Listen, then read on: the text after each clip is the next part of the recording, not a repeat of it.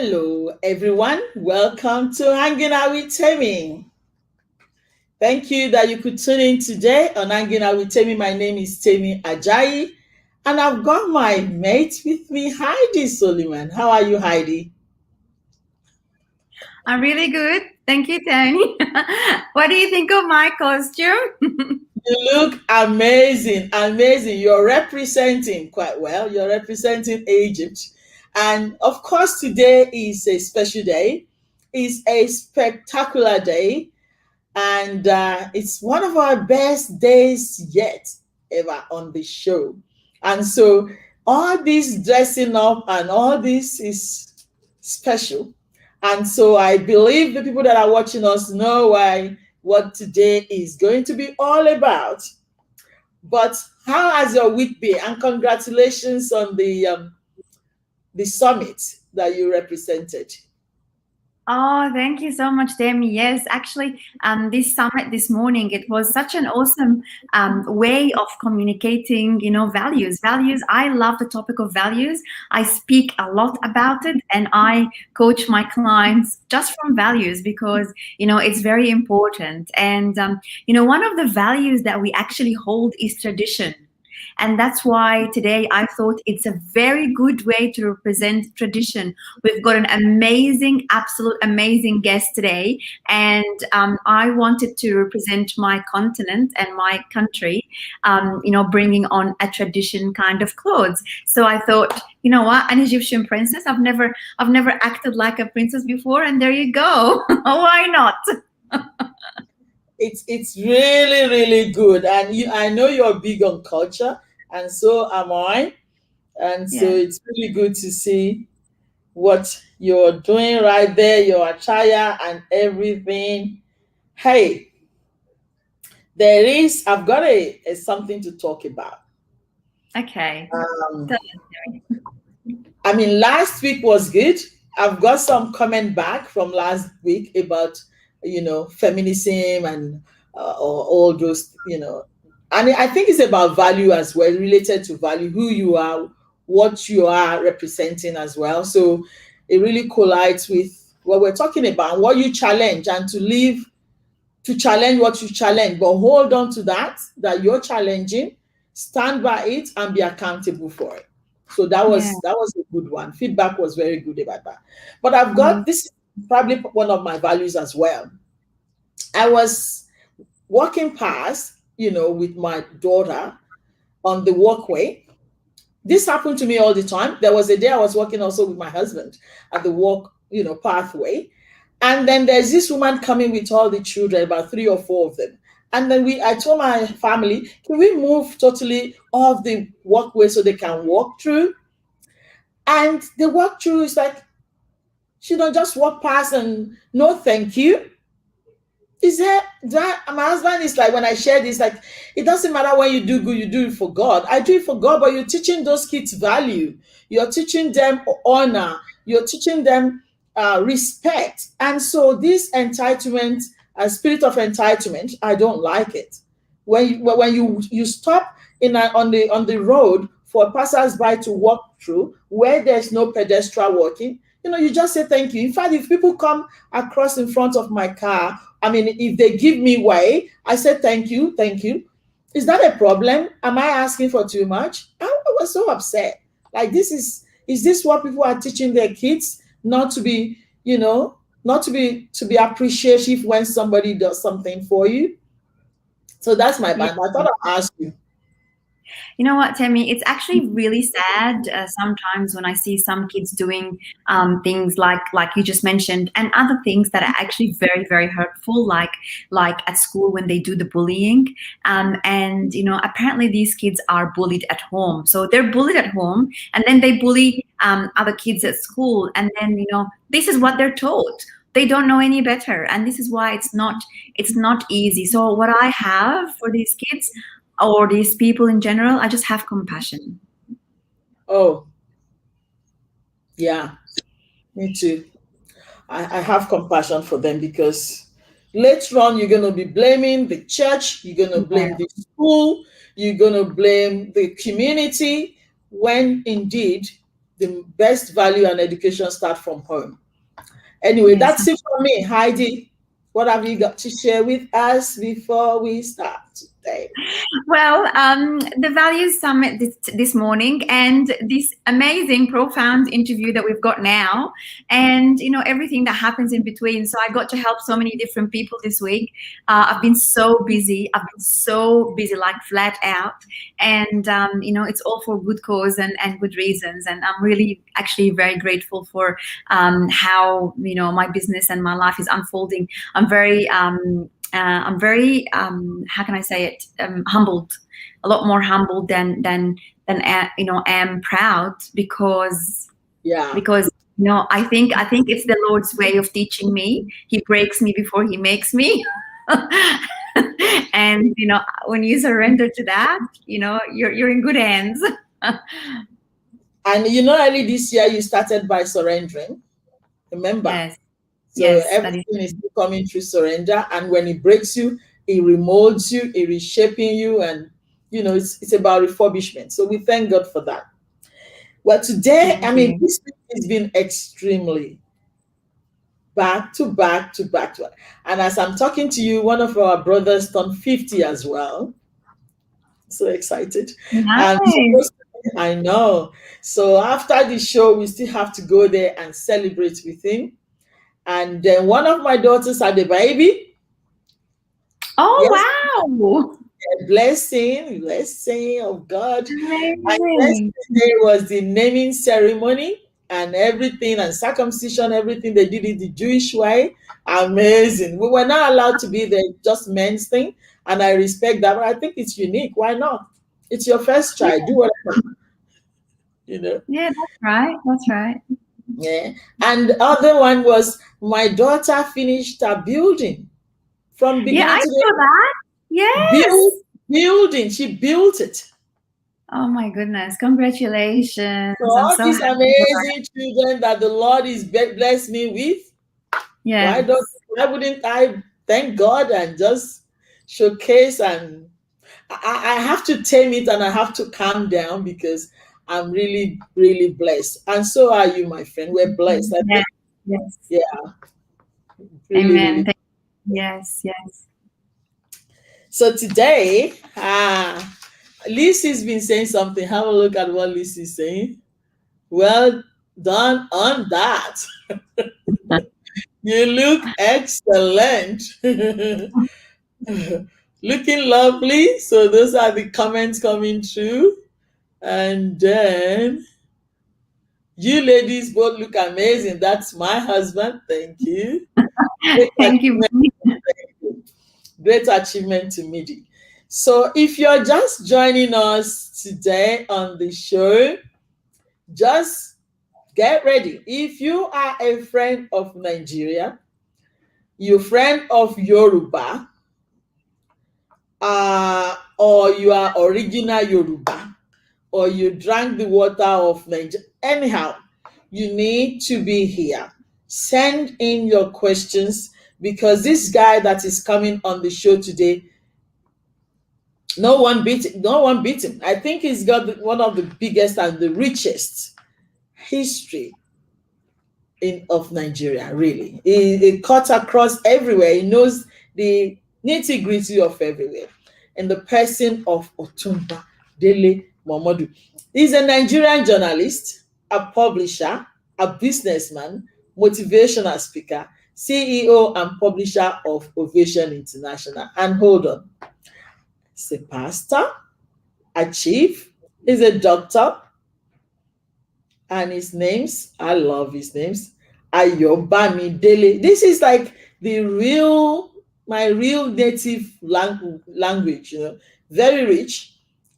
Abayomi Ojutelego. I wish I have to be interpreting some of these things to you later on, because those names they're heavy and they mean a big thing, like people will have laughed at you, people will have sneered at you, but for this son that God gave me, it covers all my shame. Something like that.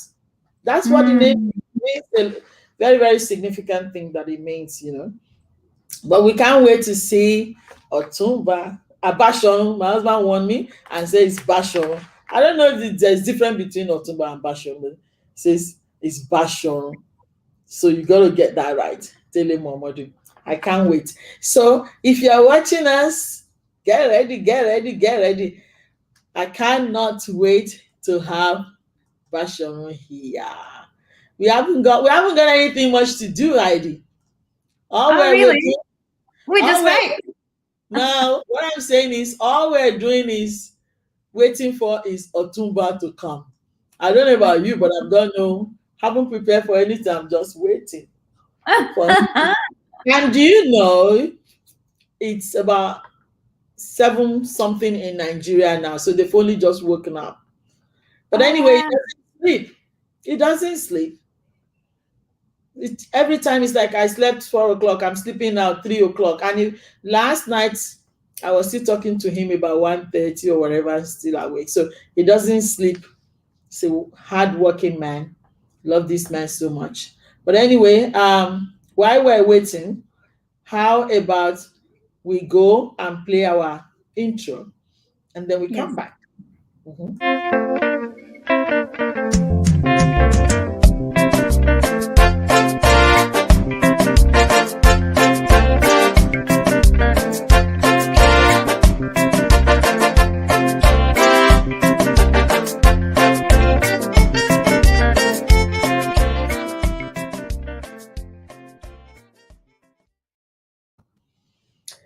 As we say, if you're coming for the first time, you're tuning on the show, we say welcome.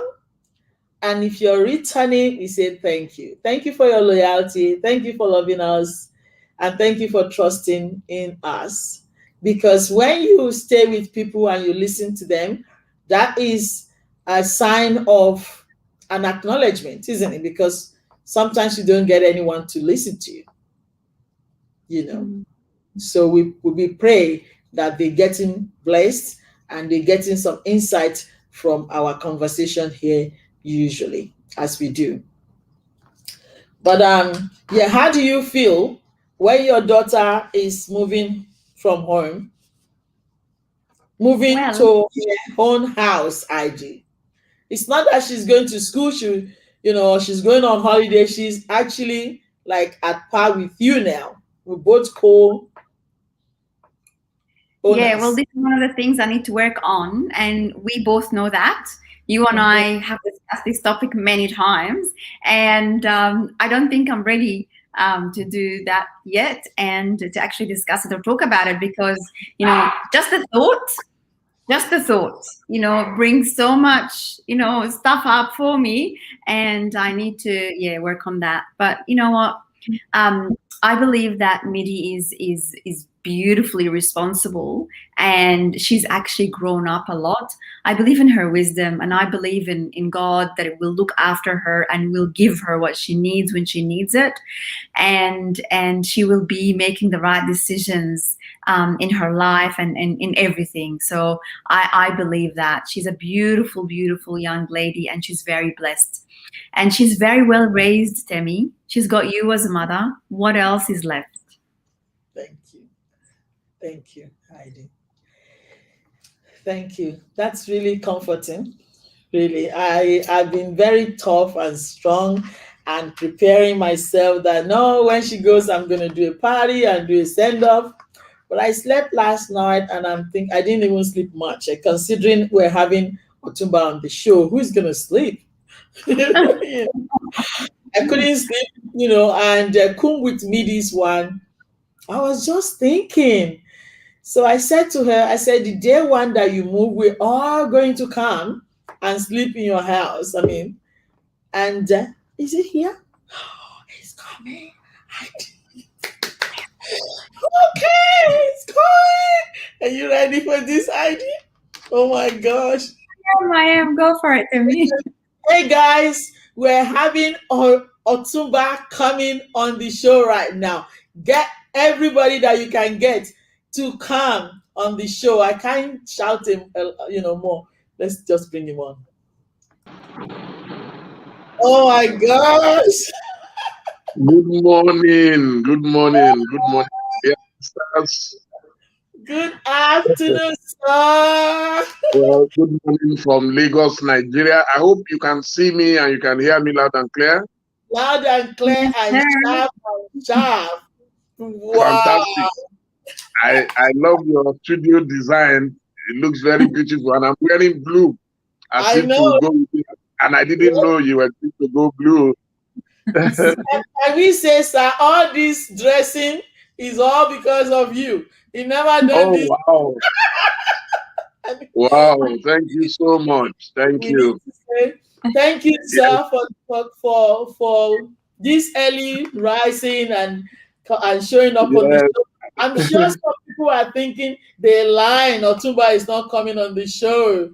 They're lying. No. There you go. Don't you tell her go.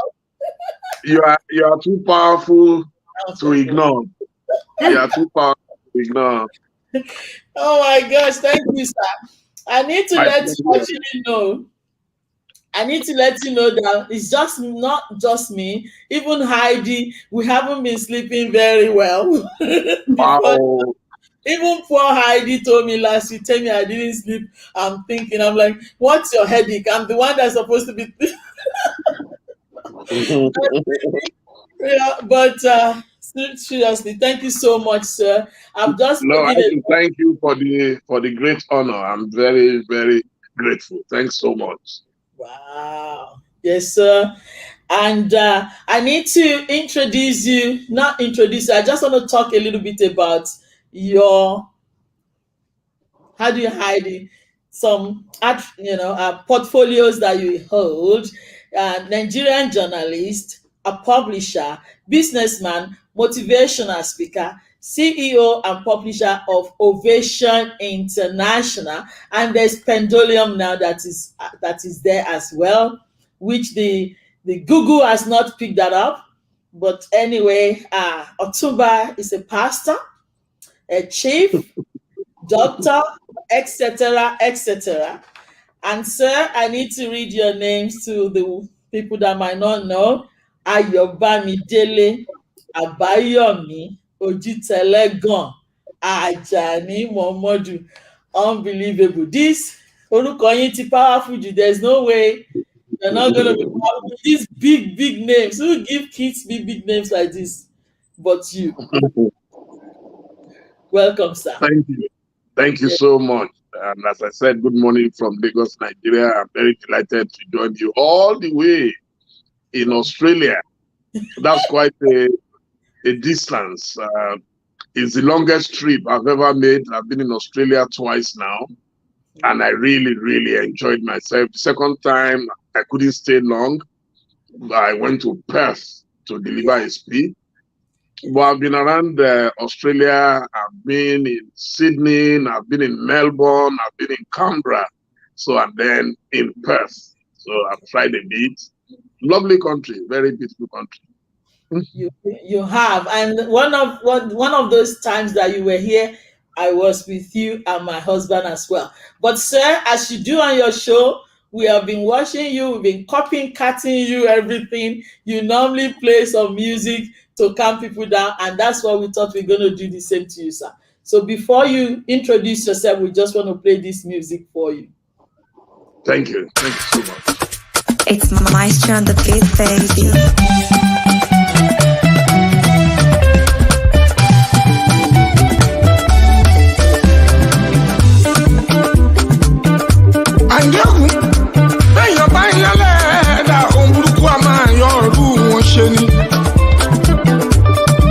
Mo ti sọ tẹ́lẹ̀tẹ́lẹ̀ nínú orin tó ré kọjá, ẹni Ọlọ́run fẹ́ lọ́mọ èèyàn fẹ́. Ẹ máa yọ́nú sí mi, àgbàtọ̀mọdé ẹ máa yọ́nú sí mi o, ọkùnrin tóbìnrin ẹ yọ́nú sí mi, ẹni bá yọ́nú sí mi.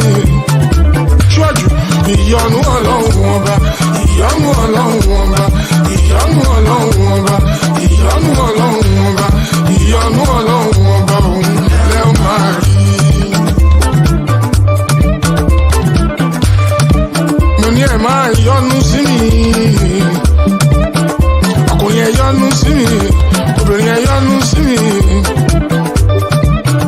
ẹni bá yọ́nú sí mi o ó ṣọ́jú ìyọ́nú ọlọ́run ọba ìyọ́nú ọlọ́run ọba ìyọ́nú ọlọ́run ọba ìyọ́nú ọlọ́run ọba ìyọ́nú ọlọ́run ọba òun lẹ́wọ̀n máa rí. àánú mo rí gbà adé orí ọ̀gbìn. àánú mo rí gbà adé orí ọ̀gbìn. èmi jáyé orí mi adé orí ọ̀gbìn. kì í dẹ́ ṣe mímọ́ ṣe adé orí ọ̀gbìn. kì í má dẹ́ ṣe mímọ́ ṣe adé orí ọ̀gbìn. àánú mo rí gbà adé orí ọ̀gbìn. ọmọ aládé àlàáfíà adé orí ọ̀gbìn. Àyìndé ọmọ aládé àlàáfíà adé orí ọ̀gbìn. ìran ẹ̀yà kìnìún Júdà adé orí ọ̀gbìn. gbòǹgbò ìdílé Jésè adé orí ọ̀gbìn. àánú mo rí gbà adé orí ọ̀gbìn. ọlọ́run ló gbòǹgbò fọ́lẹ̀ o adé orí ọ̀gbìn. ọlọ́run ló gbòǹgbò fọ́lẹ̀ adé orí ọ̀gbìn. kì í ṣe fẹ́yẹ̀kẹ́yẹ̀ adé orí ọ̀gbìn. kì í má dé ṣe fẹ́yẹ̀kẹ́yẹ̀ adé orí ọ̀gbìn. Welcome back to Hanging Out with Temi. That music is for you, sir. I'm sure you saw me dancing, and you I know saw King you dancing. is my very dear friend and brother. You know, we've come a long way together. You know, we'll be looking at about 30 years now that I've known as the artist, one of the greatest out of Nigeria. Right. So thank you for warming me up with King Ayinde. Thank you, sir. Adeoriokin, Ikoshefeyekeye. That means you're unique. You're extremely a unique individual, which is true. There are not many of you at all. Not many of you at all. So we cannot introduce you, and that's not been. You know that. So the whole world knows. That's the truth. But we thought we were not going to be able to introduce you. Talk about you while you're here, sir. So we give you an honor to introduce yourself, to talk to us about you, your background, your upbringing, sir. Well, let me thank you once again for inviting me on your very popular program. You are doing to me exactly what I do to other people.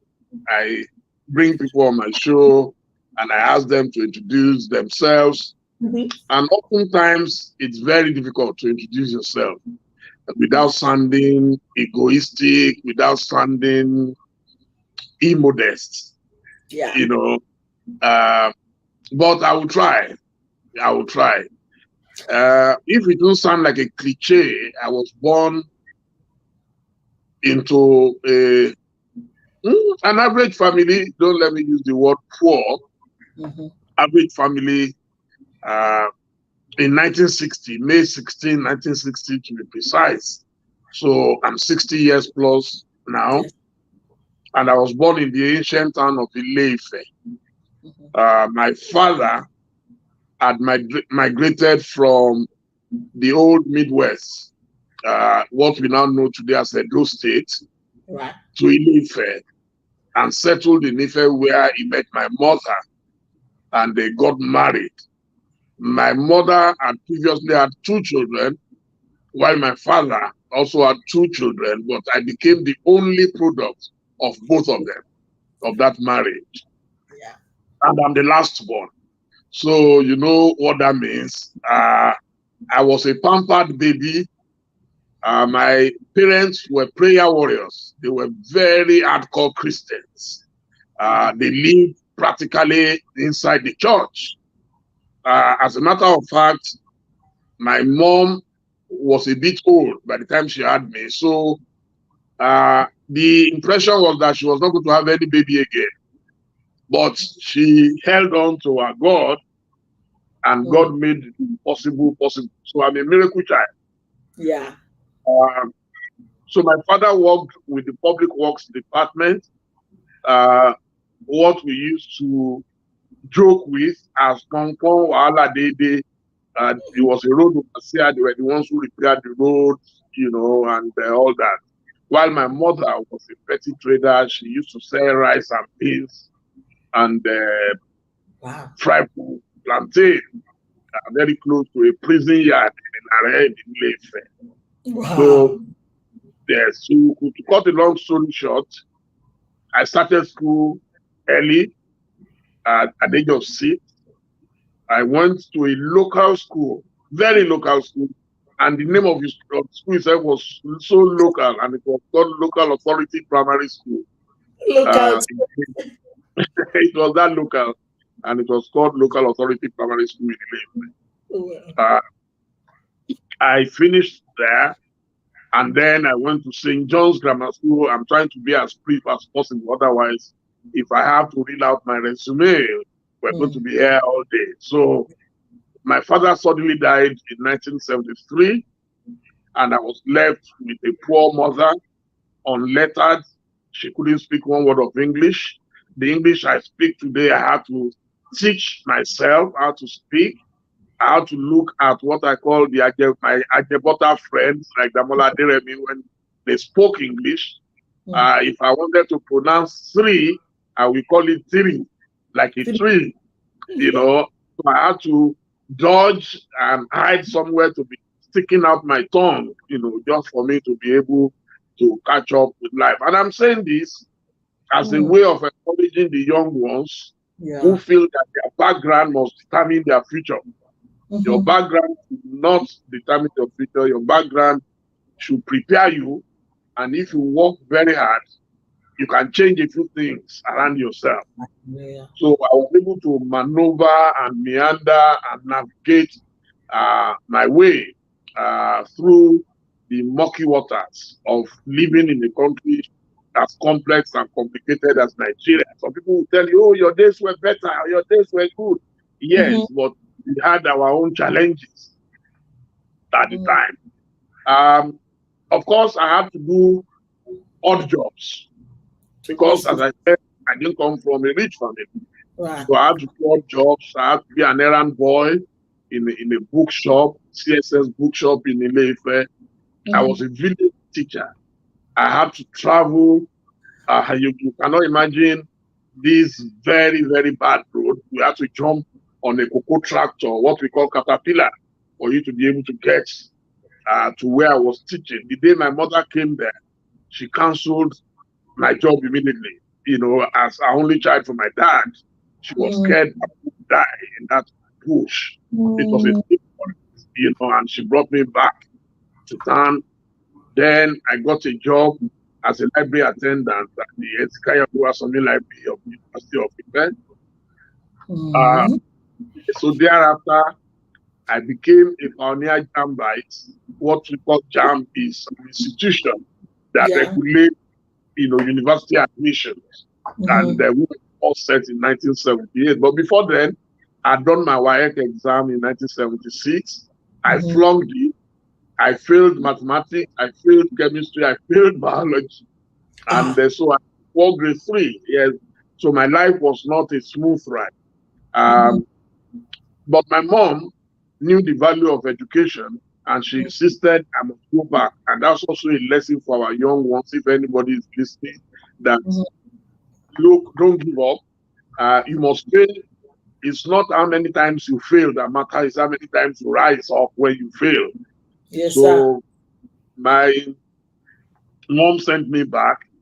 Then that year, there was mass exam leakage in Nigeria. So results were withheld. It was as if I was being pursued by some demons, But my mom insisted I should go a 3rd time. And then by the time I did that, so I got all my papers and I was able to enter the university. And this will interest you, that I went to the university to study Yoruba language and literature. I can't believe that. The very day that a man go to the university to study a language he speaks on daily basis. You see, but I've always been a rebel. I realized that everybody wanted to read law. Everybody wanted to read English language. Everybody wanted to be a doctor. Everybody wanted to go to university to read one of those funky, stylish courses. And I felt if care was not taken, our everyday language was going to go extinct. That was what moved me into doing Yoruba. And I finished in 1982 with a bachelor's degree. And thereafter, I lectured while on national service at the Oyo State College of Arts and Science. And, I taught A-level Yoruba, which I found very exciting. Thereafter, I became a private secretary to the then Deputy Governor of Ondo State, Bashorun Dele Momodu. That was from 1983. Shortly after I started that job, General Sani Abacha, and of course our current president, General Muhammadu Buhari, they struck on the 31st of December 1983. And so my boss and other politicians were all thrown into detention. So I was staying in his house in Nigerian State and traveling to see him in prison almost on a daily basis in our prison. And that exposed me to politics in Nigeria. I was able to meet so many people that early in life. I was barely 23 years old, and that was my political background. And then when I left that job, I moved on to work with the Oni of Ife, Oba Adeshitu Adeolubushe II, now of blessed memory, one of the most powerful kings in Africa. The stool is a very, very powerful stool, one of the greatest, in Africa. So, and there again, I learned a lot about the art and science of networking. I always tell people that my biggest asset is my network. The way I've been able to know whether you are low, you are middle class, you are up there. I learned that from he was able to stay in the middle and be friends with either the ruling government or the opposition. That's a very delicate balance, to learn. So I spent some time there. Then I went back to the university where I did a master's degree in literature in English. So from Yoruba now I veered into English, and that made me the first and only Nigerian to study Yoruba at the undergraduate level and study literature in English at the postgraduate level. So you can see my life is a bit versatile, and I think this was preparing me for the turning ahead. So if you go through my trajectory, you will see that it's been a very, very exciting one. It's been a roller coaster. And so after doing that, of course, I needed a job desperately. I wanted to be a teacher, probably marry a teacher and live happily thereafter. Unfortunately, the military regimes had placed an embargo on appointments and promotions in the university, so I couldn't get a job. So you can imagine after going through that gamut of experiences, and then you end up being jobless. So then a friend of mine suggested that why don't you start writing articles with your background in literature in Yoruba and English? You should be able to write it. I didn't realize I could never be a journalist. I never planned to be a journalist. But just by divine intervention and the advice of my best friend, Prince Adedamola Aderemi. So I started writing in the Guardian, in the Tribune. The Guardian was paying me 25 naira per article. I wait to publish about 4, then I'll travel from Ife to Lagos to collect 100 naira. Because I needed every penny I could lay my hands on. So eventually I came to Lagos in search of a job, and I was employed by the Concord newspapers of Nigeria, which was owned by Chief Abiola, a famous businessman and politician and anti-our democracy. And maybe I should stop there and you can ask me. Sir, where you got to, it's just unreal. I believe it was the prayer of your parents, because you cannot start from there and you're going to the palace of Aderemi, and then going to Omoboriowo and then going to Concord. This has never happened. I don't think this has happened to anybody at all in the history of the country. That's like, it's like just going to the highest and the highest and the highest level anybody can be. At that age, your parents must have specifically requested you from God to come and do this So miracle. I can tell you for free that as early as when I was 7 years old, there were prophecies about my life. And I'm saying this with every emphasis at my disposal, Wow. that anyone who says prayers cannot do miracles, the person has not known God.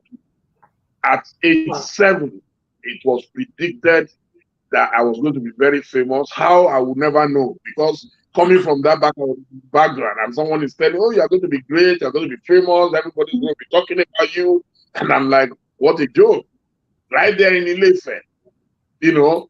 But where there is no way, God will always create a way, you know. And that's why I became an incurable fatalist. I believe that your destiny, if you look very well, there is a master plan for each and every one of us from heaven or wherever we came from, you know. And we're just blind operators. We're just doing what we can.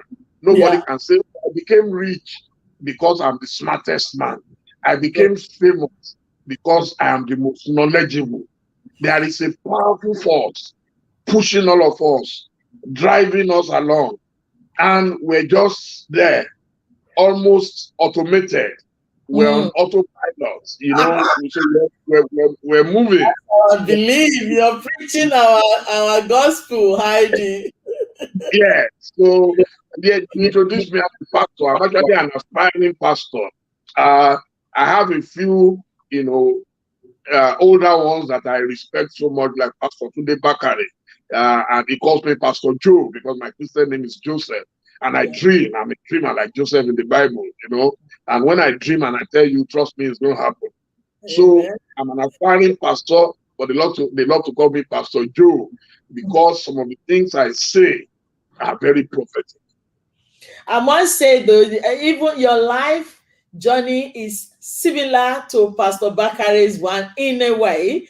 He didn't have the privilege of just going from there to there like you, but at a stage he got there too, maybe just before he got to university. It's very, very similar. And I know that he ordained you as well, Pastor Bakare. He's a very, very good friend to my godfather, Abraham Sam Ayedobo, Pastor. Dave, that's my father.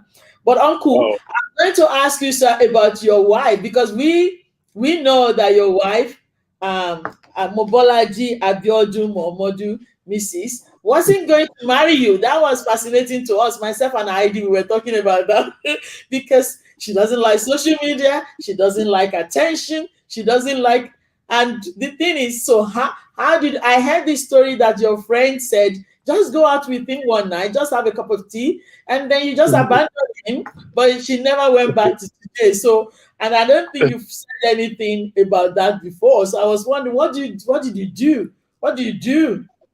Well, the story of my romantic life, if I could put it that, is really very dramatic. My life is full of drama.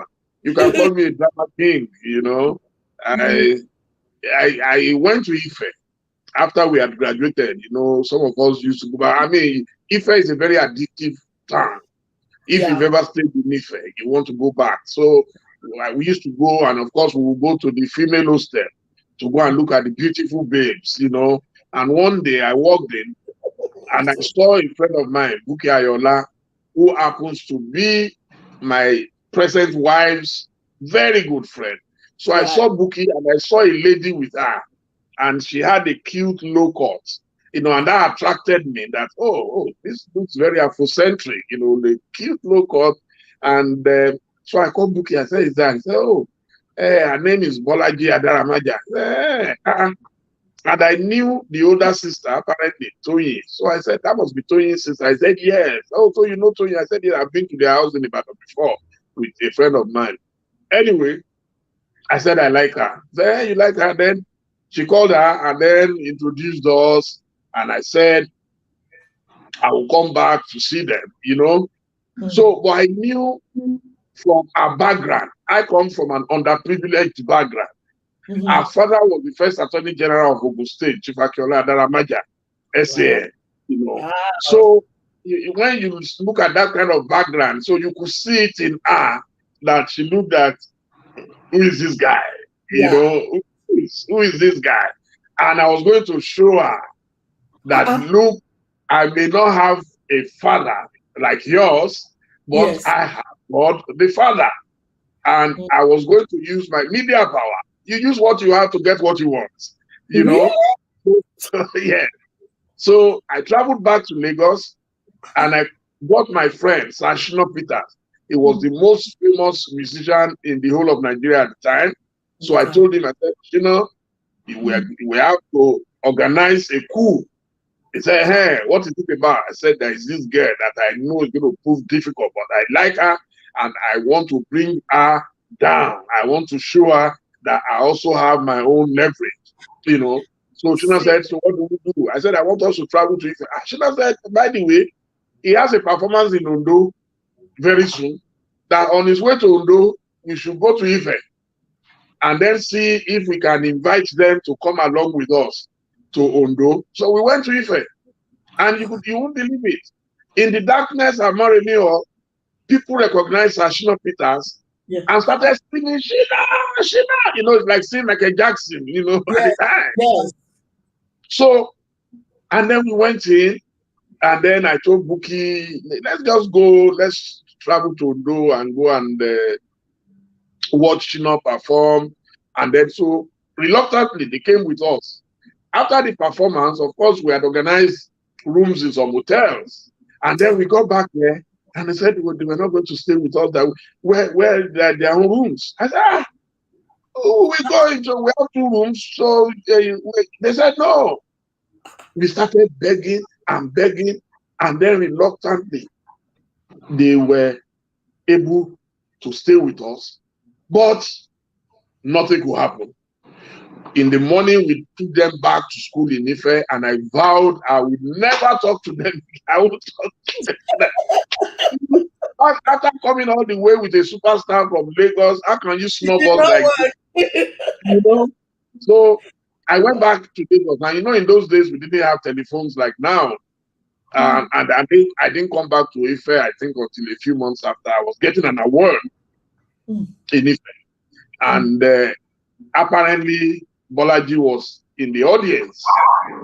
So after the award, I think when they were reading my citation, she got impacted. She comes from not just a privileged background. Her father was a first class scholar. He had made first class from Hull University in England. So she was fascinated by the way they were talking about my accomplishments. And by the time I got back to my seat, one young guy walked up to me and said, "Oh, there's a lady out there who is saying hello to you." I said, "Who is that?" Bolaji Adamaja. So I stood up, my usual humble way, and I went to see her and said, Agbayani, like, look, you are just not a serious person. How come you never came back? Is it because we refused, to respond to your advances? I said, no. And then that was how we started talking. And I said, okay, tomorrow I'll still be in town. I would like to invite you to dinner. And the rest is history. Today she's my wife with 4 boys, in the kitchen. So life, it with determination, your wall of Jericho will collapse. Amen. It look difficult, look insurmountable, but trust me, if you hold on steadfast, something is bound to happen. Amen. And that's what happened. Wow. Unbelievable. 4 boys, Heidi. Yeah, amazing. I know how they have a wonderful father, and I'm sure the mother is amazing too. Also in 1994. Their names as well, Eniafelamo, Korewa. The first name is Oluwape Konsaye. Oluwape Konsaye. Wow. So these names have God never... has extended. Okay. So we're missing and go in and out. the names, I've never heard them anywhere. Yes, names have meanings in Yoruba. So, and that's why anytime your wife is pregnant, so you have to study the circumstances around the pregnancy and the birth of your child, and you use that in naming your child. Wow. So, sir, what is your Yole? We didn't hear Anytime Yole, the one in whom we are rejoicing. Anytime Yole. Anytime Yes, I adopted that name from an old Lagos, a very successful Lagos merchant, was a very wealthy man in his time. Anytime Yole just cool. So it was from, I was very fascinated about the story of his life. And so I picked that name from the other ones I coined myself. Wow. It's unbelievable. I love, in fact, the names in your family. Oh my gosh. Unbelievable. I love those names. I'm adopted into the family now. They can't get rid of. Thank you. You are welcome. Same way I'm adopted into yours. Thanks so much. Yes, thank you so much, sir. Your life depicts every stereotypes, every narrow-minded thinking in this life. Your life just shatter everything. It shows, like you said, if God is in your business, you will attain that level and wherever He's taking you to. And that's what you're doing for us. Because on Hanging Out with Temi, who are we to have? In fact, when I need to let you know, when we were going to bring you on, we both have a common coach. And so I told my coach, I said, I want to bring this guy. So I sent your video to him. He's like, I read it, I saw everything. I said, but I'm scared. He says, what are you scared of? I said, I'm scared if he says no. I'm scared if he says yes. He was laughing. And he says, but I said, no, I've been talking to him. He likes me. He's helping us, even with our land in Ghana, with all my problem. He's always ready. And he says, so what's your problem? Go ahead.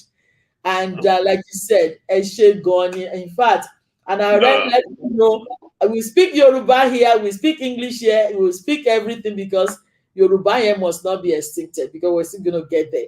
But sir, we've got a video that we want to play. If you've seen this before on our page, but we're going to play this video tonight for you. Thank you.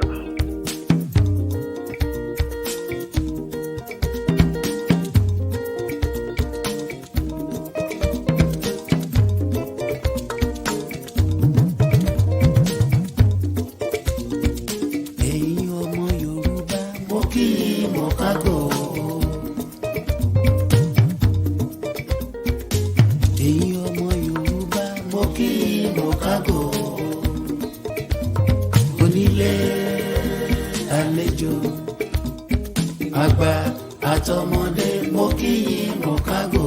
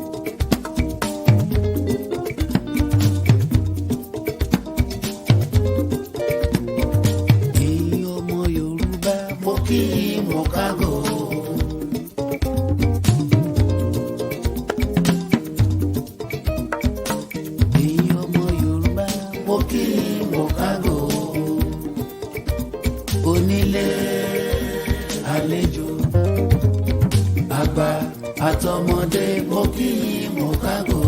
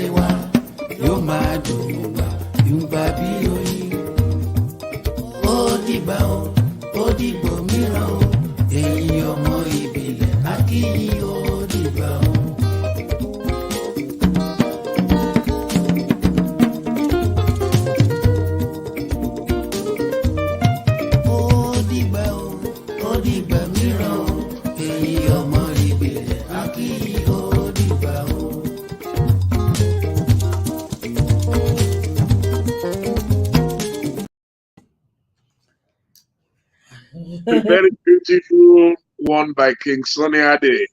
Yeah. And wow, you must have spent so much time getting my pictures together.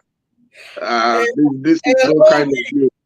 day and night, because I can't even believe. Is there any president of any nation that you haven't met Oh, there are so many of them. I've only met a few of them, in but Africa, particularly in I, Africa? I, I believe I have met some of the most important people. I missed. There's only one. There's one person I missed that really pained me, and that was. I think it was in error, and that was President Nelson Mandela.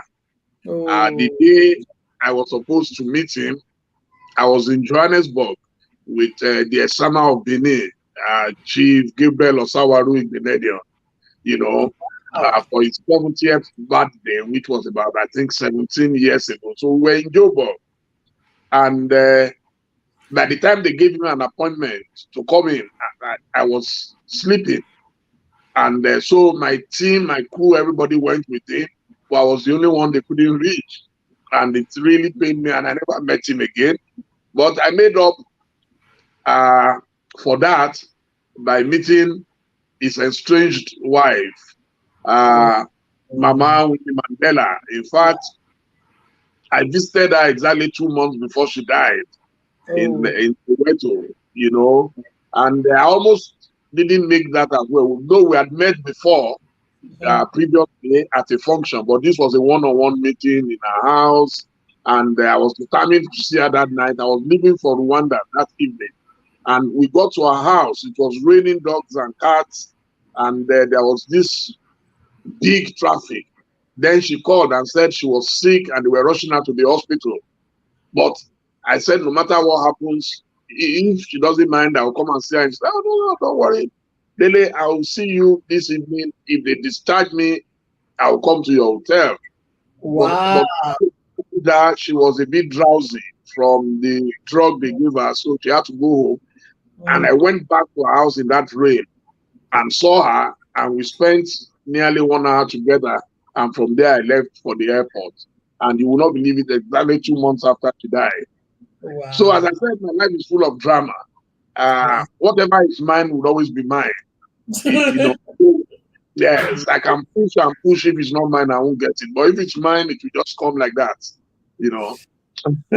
But I've met a couple of fantastic leaders who inspired me. I had a dream. I was going to meet Her Majesty the Queen of England. That's another drama. How that was going to happen, I did not know. I was a refugee in London. I fled to London in 1995 when I was going to be arrested by the military government in Nigeria. So I had to escape through the bush into Cotonou, from where I went to Togo, from Togo to Ghana. That was my first day in Ghana, 22nd. That was 25th July 1995. And so I found my way to Ghana, and from Ghana I went to England. So I had to apply for asylum with my family, for you to stay legally in the UK. So we had to apply for asylum. And it was the most harrowing experience. So the day I was interviewed by the Home Office, so the lady who interviewed me asked me questions. I went with about 2 suitcases of materials, stories I'd written, the things, videos of my activities with Chief Moshood Abiola in Nigeria. I was fully prepared. And the lady had to confess that she's been working there for decades. She's never seen a case like mine. So I knew I had a good case. And I'm not sure of anyone who got a full asylum from UK like I did. We were granted full asylum. So at the end of the interview, she asked me, so is there anything else you would like to add? And I said, well, of course, I want to assure Her Majesty the Queen that if granted this asylum, I'll make sure she does not regret it. And that I would always, always be grateful to the United Kingdom. And she smiled, and I left. And you won't believe it, in 2003, I heard that the Queen was coming to Nigeria for the conference of the Commonwealth countries. So I applied to the Nigerian government to give us all access. Ovation magazine was going to publish it free of charge. Of course, as always, our government rejected us. They said, no, they cannot give us access and everything. So I left and I went to Ghana in frustration. And you won't believe what happened. I was in Ghana when I got a call from the Deputy British High Commissioner to Nigeria. And he said, oh, they've been trying to locate me. And I said, I'm in Ghana. He said, well, he has instructions from Buckingham Palace to choose 2 publications, Ovation International as the official magazine, and this day as the official newspaper for Her Majesty's visit. Can you imagine what I was asking my government to do for me that they couldn't do? I now go through Buckingham Palace directly. We were recognized, but you know, they will do their research, and that's the problem with Nigeria, lack of merit. The reason we're in a mess today is that people don't do things based on merit. It's always on sentiment. It's more about who you know and not what you know. They think we were the best publication, and it took Buckingham Palace to fish us out. So I came back and we went to Abuja, and I was able to meet Her Majesty the Queen. For me, it's one of my best pictures ever. Not just because she's the Queen, but because of my relationship with the United Kingdom. They protected me when I was at my lowest ebb. They really, really protected me. They gave us everything. They made us very welcome, made us very comfortable. And I'm eternally grateful for that. Wow. I will not ask you any more questions about the Queen and Meghan Markle. Not today, because today we got lots to ask you, sir. How do you go? Yes, I wanted to ask, what a rich and diverse history. And, you've got a beautiful opportunities, and you've taken so much in the world, and you've, turned a lot of the history that you've had into successes and adventures and amazing, beautiful things for us all to look at and learn from. What do you would say your richest attributes? What is your most important maybe values that actually drove you to be here today? Well, you must always have integrity. Yeah. True. In whatever you do, your integrity must be unassailable. It must be top notch. That's one. You must be able to network very well. Your ability to make friends and keep them. Because it's easy to make friends, but to keep them. I met the Abiolas. I started working for Chief Abiola in 1988. He died in 1998, July 7th. Till date, I'm regarded as an adopted son of that great man. Because of my ability to still retain my relationship with the family. I met probably the most liquid African on earth today, Dr. Michael Adenuga Jr. In 1991, I call him the spirit of Africa. Till today, I'm still one of his proteges. So your ability to make friends and retain friendship everywhere I've been. I told you just now about my story with Winnie Mandela. I'd met her before, but I still wanted to see her, and I was able to see her. I have friends everywhere. Friendship is key.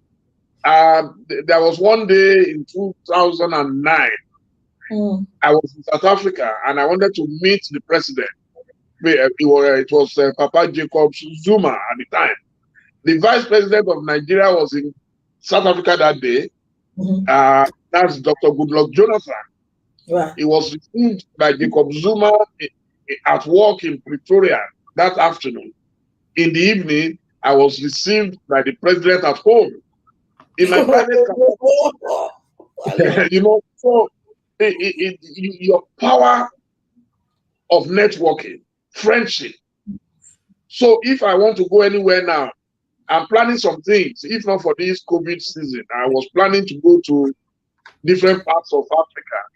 And I have friends. All I have to do is just call someone and say, oh, don't worry. And so they'll go and check you out. These days, nobody wants to meet a 419, a fraudster, So the first thing they do is they go on Google. When you wanted to talk to me, you went on Google. If you got on Google and you read that, oh, the guy is a fraudster, the guy is a drug baron, and all whatnot, you won't talk to me. That's So right. your integrity is number one, and you must protect it with everything. Sometimes there are ignoramuses who will attack you, who will try to impugn your integrity. You must fight and defend it. Thank you. In fact, in 2007, there was a story that broke out. I'd written about the anti-corruption agency in Nigeria. And of course, they were too powerful and they did not like anybody saying anything about them. So they came after me like bullets. And of course, I went back with a bazooka. And it would not be the president at the time, President Umaru Musa Yar'Adua, got his spokesman, Sheikh Wadeni, to call me that evening to say, I've read your story and I am very, very impressed. You have defended yourself very well. So you must be able to defend yourself, to defend your integrity with everything. Sometimes people say, why are you wasting your time answering these people? No, it's not about answering anybody. It's not about persuading anybody. It's not about convincing them about who you are. Of course, like Sinach sang in our music, I know who I am. But there are so many people. There is a multitude out there who don't know you. You have to tell them who you are, your real you. That's true. Because it's easy to destroy. Who wants to pull you down? We call it PhD. Pull him down. Who wants to pull you down when you are up there? So that is very key. Your integrity. That has helped me a great deal. And your consistency. Yeah. You must be consistent. When we were starting Ovation, we didn't have all the money in the world. We did our business plan. We needed 150,000 pounds. We could raise barely 20 out of 150,000 pounds. Oh, wow. But we had the audacity to dare. And we went all out. People told us if you die within 6 months, got the quality. Another thing, you must have quality. Quality. The quality was so high that people said, no, you can't sustain it. Today, by next month, we'll be 25 years old, a quarter of a century. Wow. Since we started in London. Wow. And we have been with the same printers over 20 years. Same printers in Enfield in England. We've not changed our printers because we wanted to maintain our top-notch quality. Of course, we've had our turbulence, we've had our tribulations. We've been, days there and there. But we rose above our challenges by the grace of God. Fantastic. This is really good. I've got a question here, sir. You've met quite a number of dignitaries in this whole wild world. All the president of the United States of America. Have you met Obama? I didn't see you with Obama. I tried. No. Yeah, because Obama unfortunately didn't come to Nigeria. Yeah. He went to Ghana. He went to a few other places, South Africa and all that. But you remember. Nigeria was behaving a lot, and a lot of foreign governments were snubbing Nigeria. But I met President Bill Clinton, and I met President George Bush Jr. Yes. Oh, such a fantastic soul. I couldn't believe how free and humorous he is, until we met. And he was looking at my cap and he was calling it hat. He said, Chief, I love your hat. I love your hat. And it was very, very good. I met Condoleezza Rice. And for me, she's a lady I'd always admired. I like powerful, strong women. I wrote my master's thesis on the oppression of women in Africa. So when I see women who have been able to liberate themselves, like Dr. Ngozi Okonjo-Iweala, like Obi Sili, Chimamanda Adichie, all of them. I love strong women, Buchi and Mecheta, these were powerful writers. There's one woman I would love to meet. I wrote about her in my thesis. She's from Egypt, one of the biggest writers out of Africa, Nawal El Sadawi. But I haven't met her yet. So I've always been fascinated by strong people, men and women. Thank you. Unfortunately, she just passed away. Oh. Actually, just last week. Oh. Now, El Sadawi. Yes, yes. Only last week. Can you believe that? And I never heard of it. Oh wow. Yeah. Oh, Actually, only just I few have days virtually ago. all our books in my library. If you look behind me here, you can see some of these books Yeah. are years old. I started Wow. acquiring them from my undergraduate days at Ife. You know, I didn't know that we had passed. I would have done a tribute to her. Yeah, Wow. Wow. only 5 days ago. Oh, Yeah. oh, wow. Wow. See, I just will definitely read up about her death. She suffered so much. She was put in prison. One of my Amazing. favorite of Yes. her books was Woman at Point Zero. Woman at Point Zero. Yes. You know, that was Yes. I was reading that book. It reminds me of Body Shoyinka's Demand Died. It yeah, was so my powerful. Yeah, wow. Demand Died. Now Yeah. I'll help that way. Oh, I'm and of course there was Naguib Mahfouz, also the first Egyptian to win Yes. the Nobel Prize The Nobel for literature. Prize. How do you Yes. know these names? My gosh. I know. Oh, I pronounce them than to remember them. I love literature more than anything else in the world. I love Wow. literature. I love philosophy. Yes, I love things. I like to read up about religion. I had a philosopher, my favorite philosopher of all time is Bertrand Russell, you know, who wrote Why I'm Not a Christian. I have a couple of his works there. You see, You I told can you I read. want to be You have so much capacity to take all these things. My gosh. My Yes, Yes, husband, I know. that's all the books. Now, I just bought another one in England last month. You can see all the books. I read. I tell people that doing business should not stop you from reading. It should not Yes. stop you from reading. especially sir when you're flying first class and business class, because I saw one of the interview you had with Fernandez. That's what I've in New York. You were gonna go to New York, so he's a fan. Antonio Ende Fernandez. That's one of the greatest Africans I ever met. Great man. He died about, I think, 6 years ago in Belgium, and I attended his funeral in Brussels. Yes, my life has been quite interesting. It's been quite Yes. interesting. How does Unbelievable. your wife catch up, sir? That is the thing. You know, the price for sacrifice for greatness largely comes from your family. They pay Yeah. the price because you're hardly there. But thank God for technology, we're able to communicate. And then because we're also based in England, and England for me is the center of the world. So if I'm going to the US, so I go through England. If I'm going to Australia, I go through England.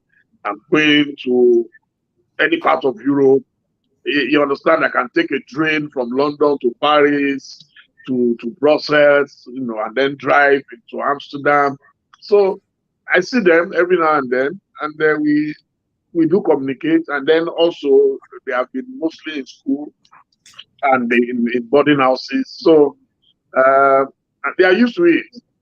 Sometimes I really pity my wife because it's not easy to be married to a man who's on the move. What to use more? So I've got just we're gonna go to the Nigerian thing, but the way you're loyal, it's mind blowing. Because I saw one interview you had with Sunday Igboho, and he was telling of one of your friends, Ojudu. He was calling Ojudu all this thing, but you maintained that Ojudu is your friend. I'm like, no, if I were you, I would have be quiet about it. But you meant I said, no, Ojudu is my friend. And the same thing with Abiola. It's unbelievable, Chief MKO Abiola, your loyalty, and we're learning that from you. We're watching you so greatly. If you don't mind, let me tell you, let me say a little about loyalty. Yeah. It is not possible for all your friends to be perfect because you are not perfect yourself. So Yes. defending your friend does not mean you are defending whatever madness had occurred to him or whatever mistake he has made. But you must let people know that Mhm.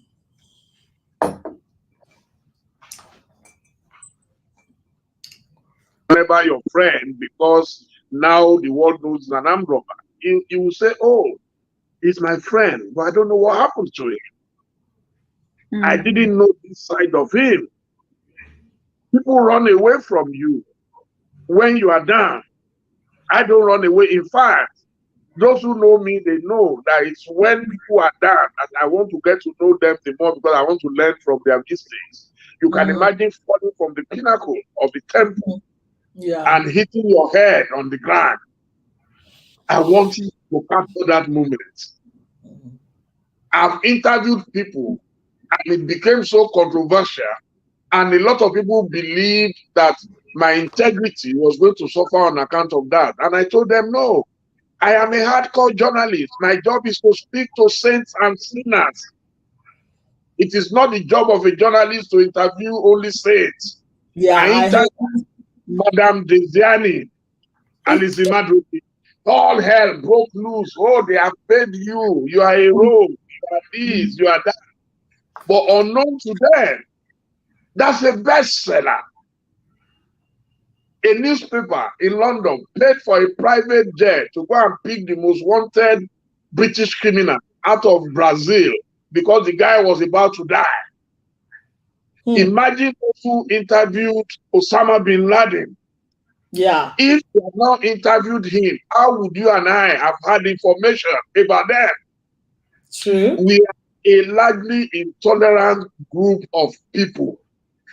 I covered the weddings of Abacha's daughter. They said, oh, the man who ran you out of Nigeria, the man who sent you into exile, oh, the man who put people in prison, the killer, the beast.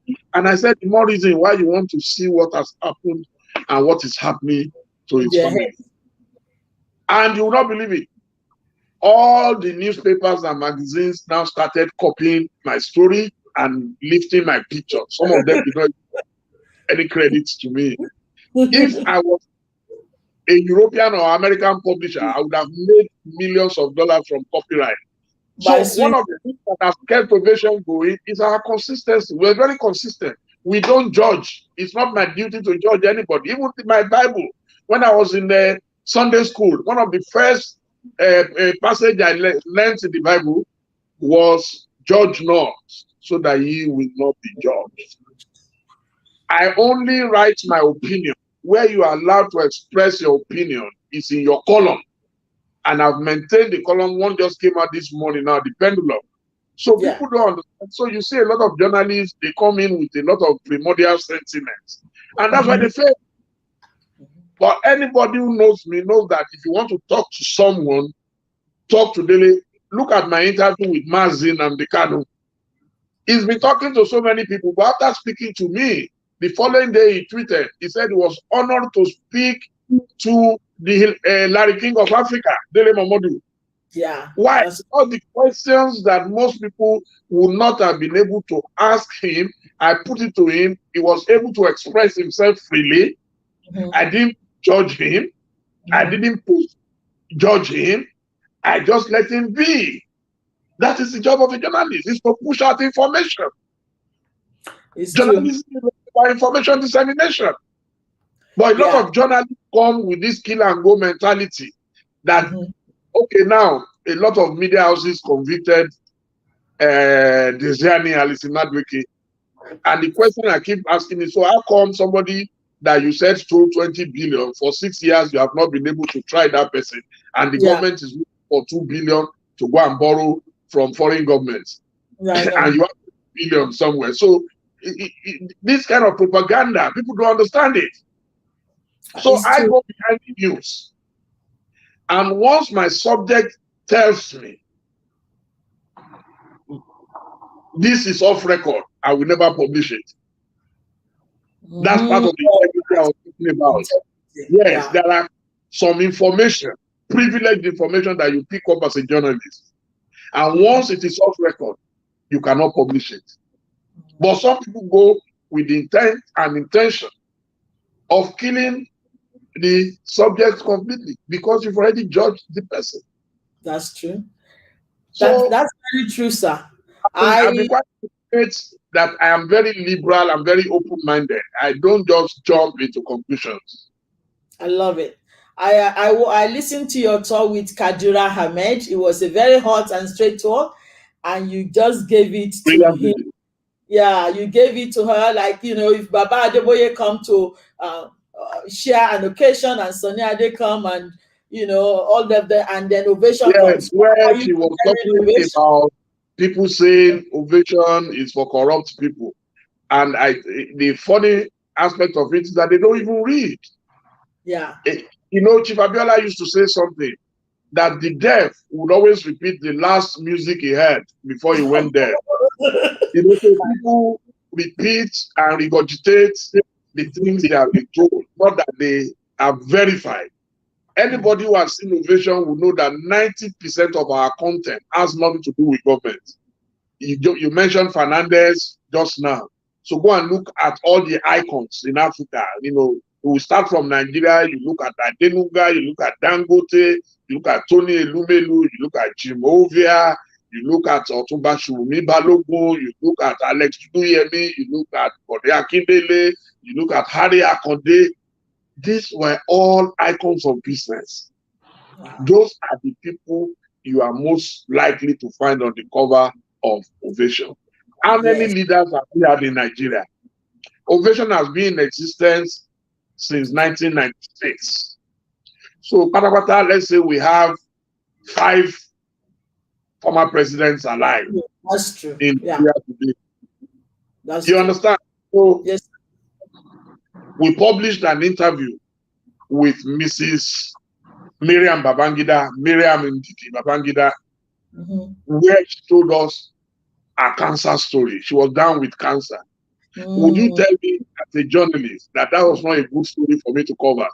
A first lady of your country is down with cancer, and she's going to speak to you exclusively. She came back, from one of her treatments, and she welcomed us to her house in Mina. And then someone said, "Oh, you have covered corrupt. What's corrupt about that? I don't work for EFCC." You can do your own magazine and say that is the focus of your magazine. Every magazine. That's why we have different genres of journalism. There are those who do music, there are those who do automobiles, there are those who do agriculture, there are those who do entertainment and lifestyle. We chose entertainment and lifestyle. So if you tell me don't talk to this, don't talk to that, then I have no job. Are you going to employ me? And all my dependents, are you going to employ them? I wonder. I chose entertainment and lifestyle. Yeah. And if you don't like it, you don't want it, there are other magazines. Yeah, that's true. I remember you said, will you run for presidency? We'll get there. We're not talking about that. Sir, thank you so much for, I know you're coming back. I know how to work on you. I will go and talk to Auntie to get you back on the show. But we've got some diehard fans that want to say hello to you. And wow. Yeah, we told them it's a bit tight, but they're too much not to get. So I'm going to add one on. There you go. Falaya John. I knew it has to be Abiola Falaya John. Baba Ujesha. Baba Ujesha in Australia. The good great evening, man. my brother. My own brother. Wow. It's very, to have you on my sister's platform. Yes. When she told me I she was going to host you. In your house. Yeah. That's right. Yeah, today's very Professor Oluwagbi, now of blessed memory, our former High Commissioner to Australia. Yes. Great man. Yeah, it was a great man. How are you? I'm in Melbourne. We are locked down. We couldn't sneak out because otherwise people like us will have been with you in Nigeria or anywhere in the world. So I'm just on my way to work, and I said, I got to catch up with Bashorun. My sister told me about this a while ago. I've listened to what you have said on this platform. Typical of us Africans, Nigeria, we don't celebrate our own until when it is too late. I mean, we are all called to do different things. If people follow your story, I doubt whether the history of any African journalist will be written without your name being up there. No, I don't think so. And look at all the wonderful job you've been doing for the less privileged in Nigeria. Now, not many of them are talking about that. Yeah. That has been running. The palliative or whatever they want to call it, that your friends have been rallying around you, and you've been touching lives. These are the things people should be talking about, but we know ourselves. So we can only encourage those who want to encourage to continue doing the good work. Us. And to my sister, Temi, thank you for bringing Bashorun back to Down Honda in quotes. Because the last time he was here was over 10, 11 years ago. It was like, it was like yesterday. It was fantastic. I mean, having him on board again, talking about tropical issues in Nigeria. We're not even there yet, Viola. You need to help me to beg Bashorun to please come again, because we haven't even touched. Look how many pages we got. Oh my God! You wanted me to do a PhD thesis on your program. So wow. How is Wale Olaitan? Wale is doing well. He's doing well. It's been a little bit challenging for many of us, even though we're in the same city. But because of the peculiar way the Australian government is handling the pandemic, we've not, even by my sister tell me, I haven't been to her house for a very long time. I've always been saying I'll come, but it's a challenging period at the moment, but the lockdown is easing a little bit. So we might be able to be socializing or gathering again anytime. Fly Otuba. It's first class, he's flying. We have to go and hey, I'm going to go into the deeper end of Nigeria and Yoruba. But before we go there, sir, we just want to get you to have a taste of Dre Africa. So Dre, the ball is your court. Wow. Hello everyone, my name is Temitope Dare, also known as Dre Africa. We just try to bring the old school high life repertoires back on stage to the one and only Bashorun, also known as Bobo D. Thank you, sir. Thank you. God bless you. I appreciate it. Yeah. Wow. I'm not sir. Okay.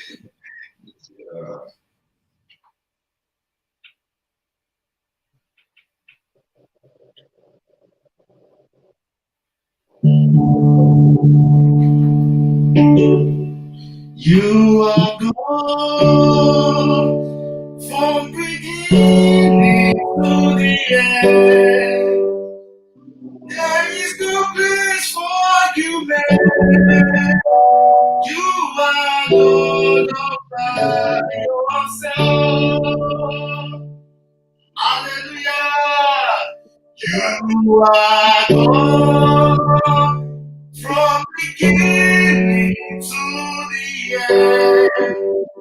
There's no place for argument. You are God all by yourself. Ọ̀pọ̀lọpọ̀ ti kú. Ọ̀pọ̀lọpọ̀ ti ṣègbé. Ẹlòmíràn tún wà lẹ́wọ̀n tí mọ́tò ti tẹ̀ pa. Èmi kò lè ṣàìṣọpẹ́. Èmi kò lè ṣàìṣọpẹ́. Fòrè sí ìwẹ̀.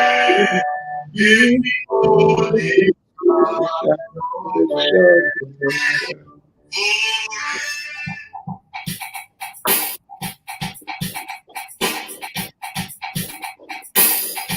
Kébí tó bẹ̀rẹ̀ eré mi, mo ṣe bá Ọlọ́run, mo ṣe bí ènìyàn. Tó nílé pẹ̀lú àlejò gbogbo yín pátápátá. Ọlọ́run pé mi, aya bàbá mi dáadáa, aya Bùnmi Àjàyí, aláṣẹ Federal Insurance tó kárí ayé. Wọ́n sọ̀rọ̀ sí mi létí kì í máa wí pé. Èyí tó bá fara fún ẹ̀yìn àròjọ sùn.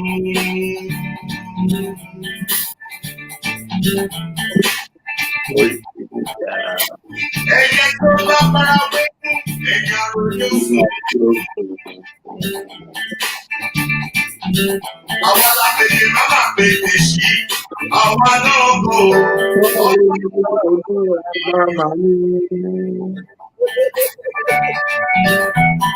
The light sound all the way from Australia.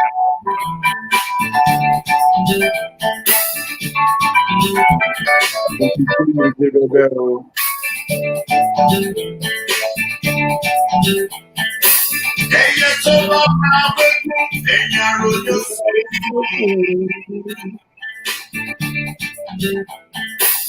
Ẹyẹ tó bá fara fún ẹ̀yìn àròjọ sùn. Hey Africa, ṣé bá wá mi bẹ́ẹ̀ bá rí ẹ bá mi lọ sórí Instagram, Hey Africa. Ẹyẹ tó bá fara fún ẹ̀yìn àròjọ sùn. Àwọn alágbèdè máma bèbè sí. Àwa náà kọ̀ Ọlọ́run ọba máa gbé. Olùwọlé pátápátá mo kí ẹ kú ìkàlẹ̀ tẹ́ máa rọra. Ṣàpàṣì pín ní ijó sábà, ọmọ rí tó ṣe bí ọkọ. Wọ́n iṣẹ́ rí tó ń ṣe nílùú Australia. Àwọn ti Australia connection agbádùn rẹ̀ lójoojúmọ́. Àbájí lọ, èmi ṣe Áfíríkà, amúlùú gbogbo Australia pátápátá ní ilé ìtókò. Nítorí bọ́bọ́ tí orúkọ la fi fọmọ Báládé wálé. Ó ní he's a gentleman. Yes, he's a gentleman. Ìgbéraga kì í ṣakọ, he's a gentleman. Ìgbéraga kì í ṣakọ, he's a gentleman.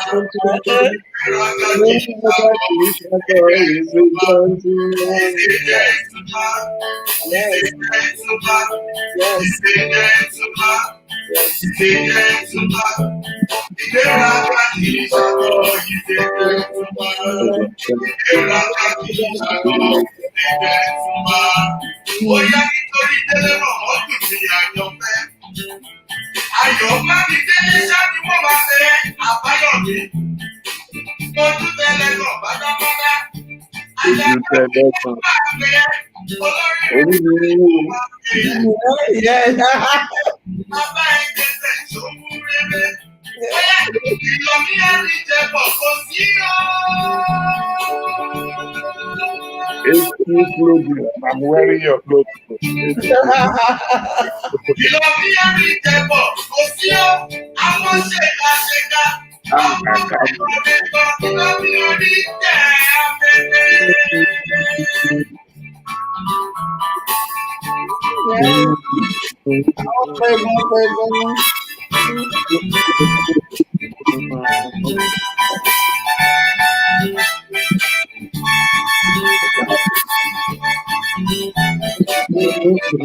Wow. Ìkàlẹ̀ ẹ máa rọra. Ẹ jẹ́ ká ṣeré o. Amúlùdùn Australia ló ṣeré lọ́wọ́lọ́wọ́. Amúlùdùn Australia, wow. Lórí Tẹ́mi Àjàyí tí a ti ṣe báyìí. Wọ́n mọ̀ wípé káwọn sì ní bọ̀. Wọ́n mi rọ́ọ̀dù. Wọ́n mọ̀ wípé káwọn sì ní bọ̀. Wọ́n mi rọ́ọ̀dù tó. Kí ló ṣe lọ́wọ́ ìfòkè? Wọ́n mi rọ́ọ̀dù tó. Gbé Áfíríkà jọ wọ́n fi bọ̀ o. Kí ló ṣe lọ́wọ́ kan rí? Lọ́kọ̀ọ́rin tó fi sí ìrísí. Ayé tí ó wà ó. Afẹ́fẹ́ ọ̀nà sí ti ọ̀dọ̀ wọ́n lọ́wọ́. Àmín.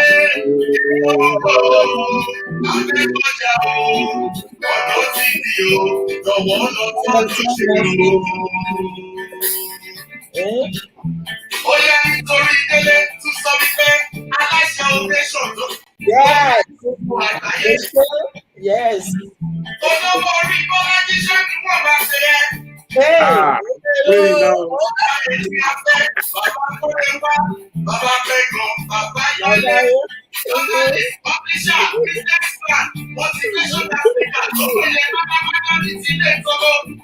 Yes.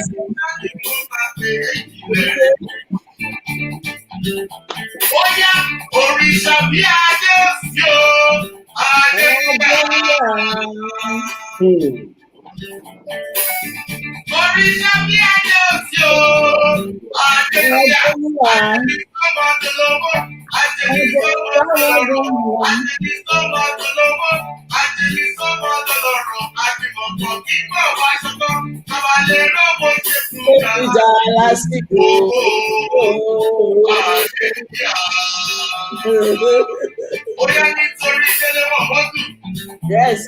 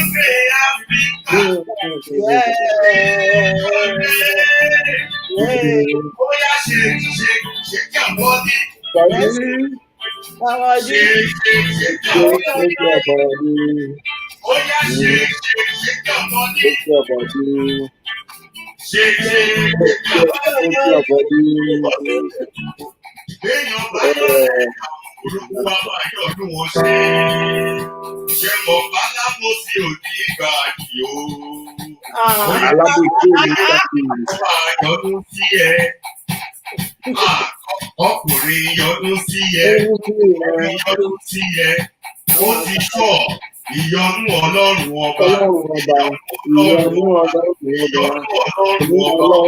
ọba rí. Ó yá sílé àánú lórí gbà ó.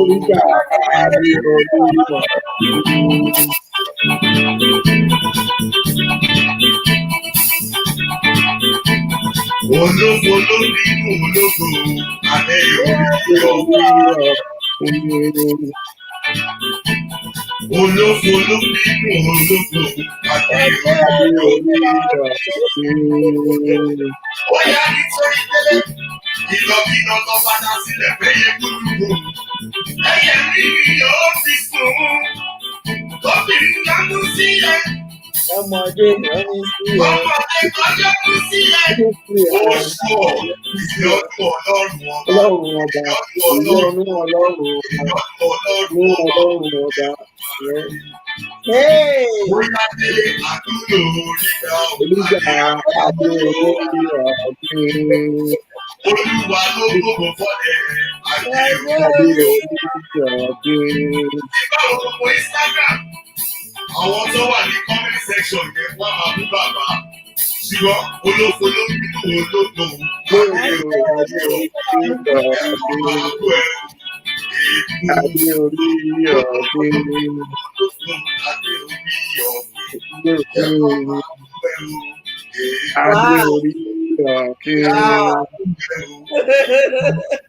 Mo ti mú tó dé o.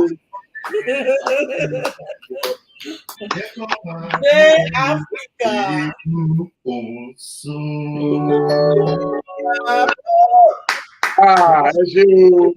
Ẹ ṣé mo dúpẹ́ ilé ọlọ́ akùnrin pé ẹ̀ ní ròfo ẹ̀ ní pòfo Nisha Wule Igbese, Oju Oni Tiye, Inu Yadun, Ayo Yakun, Eshe. Thank you so much, Dre. We appreciate you, sir. We just want to bless you and to say we appreciate you. Today is not even enough to talk about your journey, how you have suffered for Nigeria so much. Under the Abacha, you fled. Under the Agbo, they put you in prison. You've been suffering for our nation and our motherland for so many years. And this is just to say thank you, that we appreciate you. We in diaspora, I know when you did your 60, you know, Falaya Jo and Wale were going everywhere to do your party for you, even in Australia, to just celebrate you. From Australia, I'm saying people that matter in Australia, they love you. We really do love you so much in this country, and we appreciate what you've done, sir. Thank you. So I don't know how much time is gone, but this is for you, and we hope you enjoy that. Wow. Before we talk about our Nigeria, but the next question that people, I'm sure they're wanting to know, is about this forced marriage of Nigeria, the amalgamation of the South and the North that is not working, sir.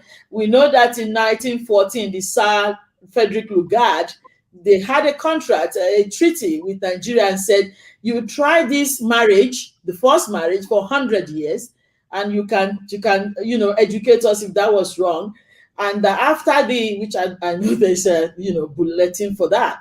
After 100 years, if you are not working together, then you can go your own way. So why is it that we kept on, you know, even though things are not working and then people wants to go, how come we just kept on? What can we do? Is just, I don't know, we need to do something. And from personally what I'm thinking, because person like me, I want to come home. When you're kin losajo besajosa. This is becoming so ridiculous. And even though the people, YJ, say whatever that one was saying people in diaspora don't have a word. That's sickening. These people that we put as our leaders that don't know what they're saying, they're very, very, very senseless. And they saying these things openly, and we're all looking. Sir, I think we need your help. This is not working. Yeah, you are very right. It's not working. You remember exactly 10 years ago, I contested to be president of the Federal Republic of Nigeria. It was out of deep frustration that we all lament like Jeremiah. We keep grumbling and groaning and all that and do nothing. In fact, I remember one occasion, I was invited to Edinburgh in Scotland by Ambassador Fernandez. And that time he was married to his American wife, you know, Olufunmilayo Aduke. And so while we were having lunch, we kept talking about Nigeria. At the stage, the American woman just asked us, how come you guys love your country so much? You complain so much about your country, and yet you can't do anything about it. And that was 10 years ago. So now imagine now how bad the situation is, you know. And it's unfortunate because Nigeria is a very great country. And part of that greatness comes from our population, our size. Nigeria is blessed with everything, every part of Nigeria. I mean, as a former presidential candidate, of course, I must know my country reasonably well. I can tell you that those who are doing this to us, maybe they are less than 2,000-3,000 people. It's just that's the truth. 100 or 200 million people, those who are causing all this trouble. Before Buhari, did you hear anything about headsmen and all that? We were hearing about Boko Haram, but it was, you know, in a particular corner of Nigeria. So, but the kind of proliferation that we have today, the preponderance of terrorism under the Buhari government is unbelievable. And for a man who is a retired army general, and one of the reasons why people voted for him in 2015 was that if nothing else, even if he doesn't know anything about the economy, even if he's not going to develop our infrastructure, we expected that he would be able to hold the criminals in check. Yeah. But now they are on full force, on full throttle. And it's like what we call no break, no jam. The more you look, the less you see. And you go and read my article this morning about what's going on in Nigeria. You will cry. I did. Sir, I read your article this morning. Me that for a man who wanted to be the president of Nigeria, people are telling me now that forget about Nigeria, let's do Yoruba nation. Yes. So which means we're not going to have smaller units. Well, you can't blame them. Anybody who blames those who are agitating for their own nation now, it's not been practical. If you become a third-class citizen in your own country, something is bound to happen. Where some people tell us you can only live according to our whims and caprices. No, it's wrong. Our leaders who should be speaking up, our leaders who are within the ruling party, fortunately, 5 out of 6 states within the Southwest region today is in the hands of the federal government. So which means we have one leg in Abuja and we have another leg in the states. Yet, people are now bringing insurgency, terrorism into places that were hitherto very peaceful. And yet, none of our leaders is ready to talk. Why? Because they want to remain in power. But what I like to tell them always and openly and frankly is that they will not be in power forever. If you ever read Weep Not Child by the Kenyan author Ngugi wa Thiong'o, where he quoted a poem, "Weep not child, weep not my darling. With these kisses, let me remove your tears. The ravening clouds shall not long be victorious. They shall not long possess the sky." You know, that poem inspired me that nothing lasts forever. Whether Buhari likes it or not, he will leave power one day. When, I don't know, but he will leave one day. And when he leaves, whosoever takes over from him will dismantle everything that they are assembling right now. The same way they dismantled whatever President Jonathan had assembled. It's a shame. Because the easiest thing I expected the leader to do is to see himself the father of everybody in a country. I have 4 boys.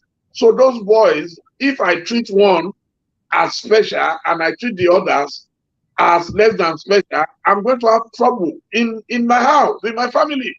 Yeah. That is what's happening in Nigeria. So you want to employ people in a particular agency of government and you pack more than half of them from Katsina. Who is going to accept that? From your state.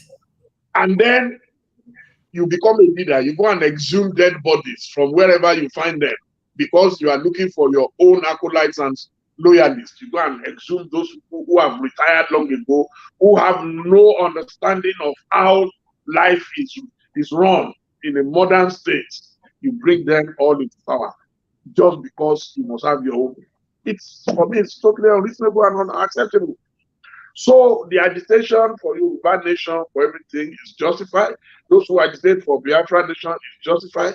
Every man has the right to determine where he wants to live and who he wants to live with. That is the situation.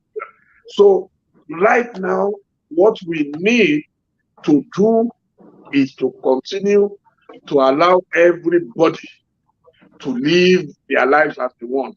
After all, the Constitution allows you freedom of association, freedom of worship, and all that, So, sir, somebody was talking about tragic optimism, that we should hope for the best and prepare for the worst. Tragic optimism. Hope for the best and prepare for the worst. Now, I'm going to talk about Sunday Igboho, Professor Toye and Gani Adams, to bring it back, because I read your thing this morning. You were talking about even if our president, even if got dementia, even if he's got low IQ, even whatever he's got, we're crying, everybody is crying. And I even listened to some news going around in Nigeria. Buhari is not listening to anybody. And so how can we have a president who probably has got dementia, who probably is half dead, and we're saying we still have a president? So I think I agree to what you said, sir. Let's just go back to our Yoruba. But the issue we have that we're seeing now is these discrepancies among the Yoruba as well. So Igboho is very upfront. We know what he stands for. It's not too academic, but it's very clear. Yoruba land so. Baba Gani Adams. Àwọn yẹn wọ́n tún máa ń sọ òyìnbó. Professor Akintoye. So where do we go, sir? Tanika Tele. Because we want to start doing something. I have a couple of my friends even here, they're really desperate and we're really angry. We need to know. And so the fear, sir, is that are we going to have Yoruba who is going to be a replica of Nigeria because of this corruption and not listening to people when they say they are elder and they chief and they say mightier and down, nobody talks to them. Are we still going to have a stable Yoruba? Because that's where we need to be talking, I reckon. You see, for me, I still stupidly believe in the miracle. The reason why we are all angry and why we all want to go our separate ways is because what we have in our hands is not working. It does not mean that tomorrow some people cannot change their minds. The problems I have with agitation is, and I asked Martin and I can't do this when I interviewed, because he has gone far beyond most of the other people who are agitating. He's done a lot of groundwork. Okay, is that how do we realize these dreams of these new nations without having to fight a war? Yeah. If you ask most people who are not joining the agitation, it's not because they don't want it, it's because we don't want bloodshed. Yeah. We know the people we're dealing with, those who are currently profiting from the madness going on in Nigeria, are not going to leave us alone without a fight. So we must first of all address those issues. It's not a question of who do we follow. Let every one of us work individually and collectively where possible. I admire the courage of Chief Sunday. I really, and I've said it openly everywhere. And he has my blessings. I pray for him every day. You know, people will call him Omoburuku Negokon, but the Yorubas already have an answer to that. So if you say the guy is crazy, of course, a crazy situation requires crazy reaction. That is what is happening. If you speak about Professor Banji Akintoye, he's a first-class scholar. Yeah. I listen to everything he says. For me, he has been the most lucid in terms of presentation. He's playing his role. You talk about the area of Kakanfo, Gani Adams. He's been my friend of many years. And I respect his God. He suffered. He was put in prison and everything. And it's grown, into leadership very, very well. So he's playing his part. You speak about Chibaya Adebanjo, our Baba of all Babas, in his 90s. Yes. He's going to prison in Nigeria. He's done everything with Chief Awolowo and others. And he's still fighting. I visited him less than 2 months ago. And I was torn by his level of awareness and commitment to the struggle to free Yoruba from servitude. You talk about Professor Wole Soyinka. He's probably one of the longest sufferers in a nation called Nigeria, and he must be very frustrated that, at nearly 90, Baba, I think, will be 87 this year. He was born in 1934, July 13, 1934. He's one of my greatest heroes. So these are people who have fought all their lives to see a country where justice reigns supreme. Unfortunately, we don't have it. So all of us must work together. It's not about any individual. We must all work together, but let everybody work at their own pace. There are people who, for example, all they know is about books. There are people who know about how to fire bullets. There are people, even in a war situation, you have different generals doing different things. You have logistics, you have the combatants, and there is nothing strange about what is going on in Nigeria. Once upon a time, in England, we had the IRA, the Irish Republican Army, and you had Sinn Féin, which was the political wing, and they were the brain, the brains behind the thing. So the same way you have a Mazin Ambikano at the moment, who is the brain behind the Biafra struggle. It does not mean that he's going to be the president of Biafra when Biafra is finally realized.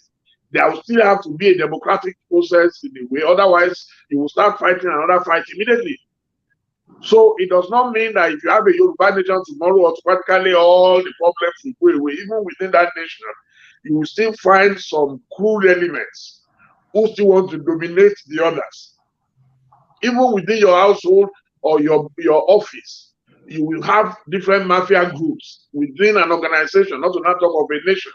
So we have to be very careful to know that, one, the reason everybody is agitating is that there is a common enemy. And as we say, the enemy of my enemy is my friend. So you need to understand that, and we have to be very cautious. For me, the best thing that Mazin Ambikano has said is about the referendum. How that referendum will happen, I don't know. But the referendum is an opportunity to ask people, where do you want to belong? Yeah. That should be the right of everybody. I, for example, didn't support Brexit. But there were people who supported Brexit, and they got their way. Chief Abiola is always saying everybody must have a say, but only a few will have their way. So let's all have our say. Let's all say, I want to belong to Nigeria. I don't want to belong to Nigeria. That's the right of everybody. You can't compel people, whether they want to support or not. But I would always defend the rights of man. In fact, one of my favorite authors, Thomas Paine, that's one of his books that I really love, The Rights of Man. If you have an opportunity, people listening to me should buy it. And so it's about political philosophy and the rights of man. It's been there, the democratic process. For me, it's perfect. But everybody must be able to exercise his right. So I really want to thank Chief Sunday Igboho and others. In fact, but for Igboho right now, a lot of us will not be this propelled. He has succeeded in propelling and galvanizing people out of their stupor. We were just there until this came and woke us up from our slumber. So I would like to salute him for that. So let's keep going, and then we'll see how it will all end. But I know Congo, it will end somehow. How it will end, I don't know. But if I have the opportunity to speak to President Buhari today, I will tell him the only thing he owes Nigeria and owes his own family. Yes. Because he's nearer 80 than 70. What he owes, the legacy he must bequeath now, I don't know if it is not too late, is how to unite Nigeria. It will be very unfortunate if Nigeria falls apart over his head. It will be very unfortunate. So what do you think the vision is for the future then? What do you think the future holds for us? Well, the future will depend on a number of things. We have another general election in Nigeria in about 2 years' time. For me, that should not be the priority. Everybody's talking about election. We keep talking about it. What we have is a kind of musical chair in Nigeria. It keeps ruling. You just get a leader for 4 years, and the next leader is going to be worse than the previous one. It's like there is a jinx that must be broken in Nigeria.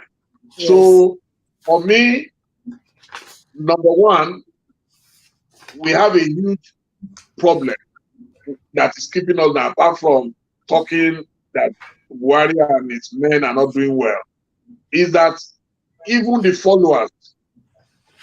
In a country where you have 60, 70% illiteracy level,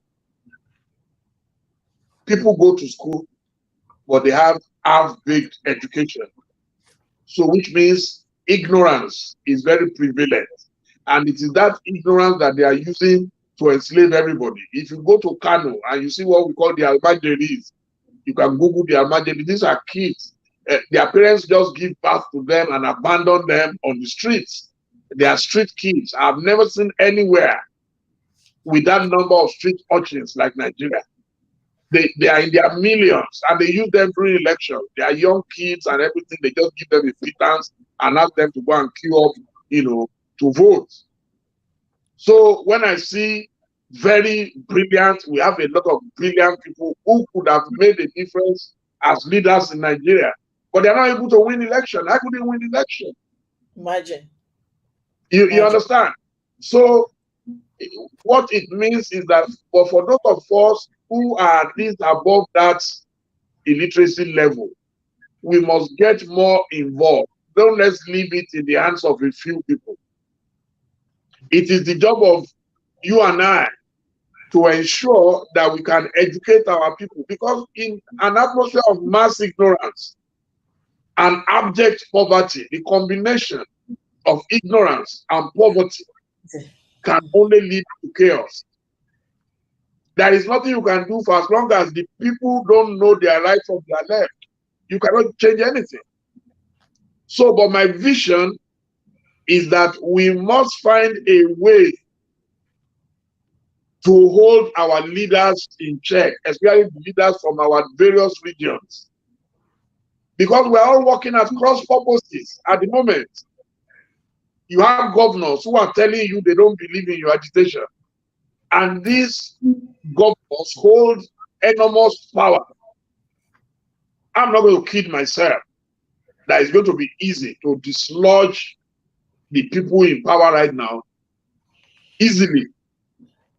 Unless we are going to fight a war and it's going to be bloody and it's going to be the children of the poor that will suffer. All the rich people and those who can escape will escape. So do we want to go through that? And theoretically, we've been told that no country survives 2 civil wars. We already fought one, which ended around 1970-71. No victor, no vanquished. But right now, it is obvious that they are vanquished. Some people don't want the Igbo people to be president of Nigeria. They don't want the Igbo people to have a sense of belonging in Nigeria. You can't run a country like that. If you fought a war, and at the end of the war, the slogan was no victor, no vanquished. But now it's obvious there is a victor, and it's obvious there is a vanquished. So, but if you have a reasonable leader today, tomorrow, who can rise up to the occasion and bring everybody together, trust me, you see, human memory is very short.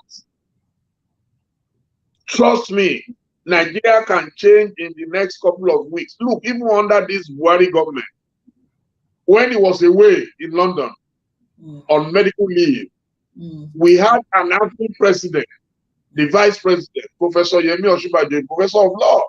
Yeah. He did well. He was able to bring everybody together. Yeah. Doing the right thing is the job of every government. But when a government is not doing the right thing, things will fall apart. And that's the result of what we were saying. If Buhari had maintained the tempo handed over to him by Osinbajo when he came back, we will not be this desperate now. But sir, why is Professor Osinbajo not saying anything? Because he knows that Buhari... Let's be practical. Can you say anything to your boss where you work in Australia? Yes, I can say something and I will sack myself. I will resign, sir. Yes. Then if it's as simple as that, you would have to resign. But let me tell you, there are things we cannot say on the open space like this. It's not so. If Osinbajo resigns today, then they bring a more useless person. What have you gained? Okay, sir. There's a question that Bola Ahmed Tinubu, the Lion of Bodilon, wants to contest in 2023. I'm sure you're close to him, sir. Is that valid to say that you're close to him? Is it Yes, true very that close to him. Oh, we were together in exile. I've worked very closely with him. Very, very close to him. Very, very, very close. will I you want want to to see that. work? Yeah, the pictures are everywhere. Yes, is in Yoruba land today is the most formidable politician that we have in Yoruba land. The most formidable. Kí ló dé tí wọ́n wá ṣe Yorùbá? Kí ló dé tí wọ́n kúkú bá wa ṣe ti Yorùbá yìí, sir? Àbí ká má dákú? Because somebody needs to tell us. Diola, do you want to say something? Well, I've been listening attentively to everything Bashorun has been saying, and those are the facts of the matters. We all agree on something. Nigeria of today is not working, except if you want to deceive ourselves. Yeah. And that doesn't mean that it cannot work. But if it's going to work, sorry? Are you saying Nigeria can work? Yes, Nigeria can work, actually. Not that I'm an advocate of one Nigeria by all means. No, far from it. I've actually been an advocate of regionalism, because I've read that work, I've seen it work, even during the era of, what is it called? Our former premier, Chief Obafemi Awolowo. But what I'm saying is that if we have the right set of people at the helms of affairs, Nigeria can work. But as it is at the moment, the country is too divided to make it work. I, as a member of the ruling party, yes, I will admit that I'm a member of APC, and some of us, the so-called rebels within the party, we've been doing our bit outside of the mainstream to talk to some of our leaders that things can't continue like this. But unfortunately, most of our leaders, I will say that openly, most of our leaders, they will say one thing in the public, they will do another thing out of the same. You can hardly see any of our political leaders that are sincere. I will say that I've been close to so many of them. Maybe for some reasons that we cannot discuss on this platform, but give a man in power, you will see the true nature of that particular person. With the way things are going in Nigeria, we will be very lucky. We will be very extremely lucky not to embark on another journey of civil war. Because as Bashorun rightly said, the troubler of today's Nigeria, they will not give up without a fight. They won't. And power is not given. That is why you see someone like Chief Adiemo Sunday Igboho coming to the forefront. And I would say, as a matter of fact, he has done anything, any reasonable, patriotic, I was either Yoruba, Igbo, Hausa, will have done under this, the circumstances. You can't be coming to my land. You can't be killing my people. You can't be raping my people and be castigating me for defending my people against such external aggression. So today, Chief Sunday Igboho is speaking the mind of so many people, even those people who are not saying anything openly to support him. They know Sunday Igboho is doing the right thing.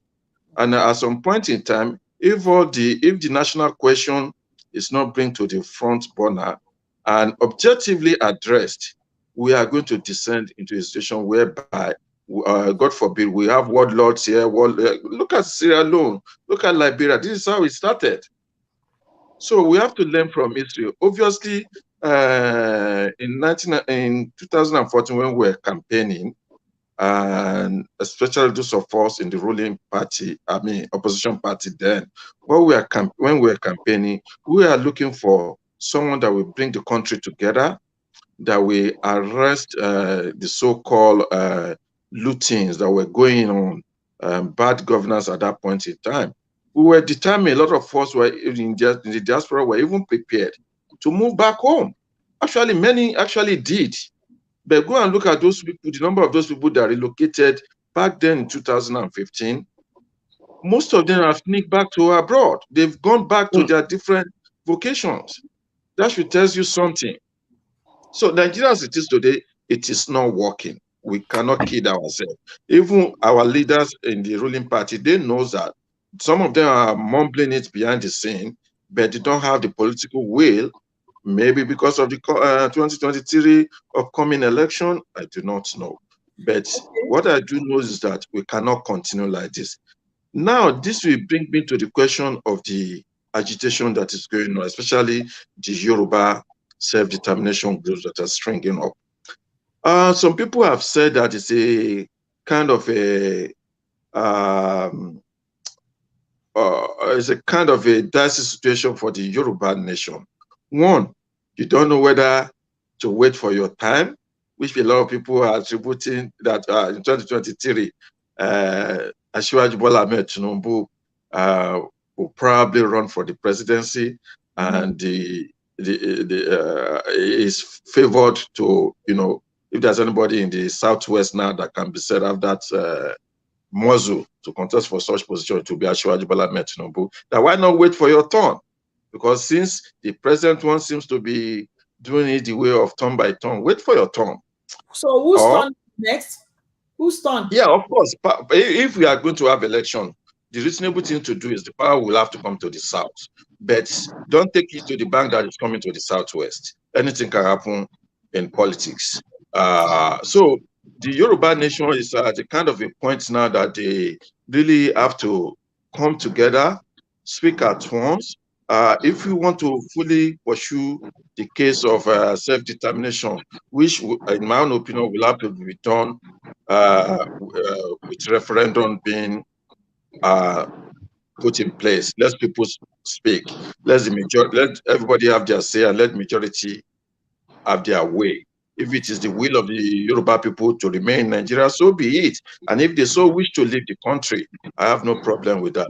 But what I would say by and large is that Nigeria is not working. We're all on the same page. We know Nigeria is not working. And I like what you said. That's what Otumba said as well. Bashorun said that if we come together, then we come together. But he has no problem. He wants freedom of speech and freedom of liberty. And that's what we all agree. But the thing I want to ask Otumba, though, is that Bashorun, is that should we be at peace now? Because we're really not at peace. I don't know about Biola, because I'm personally not at peace. I'm really angry about what is happening. But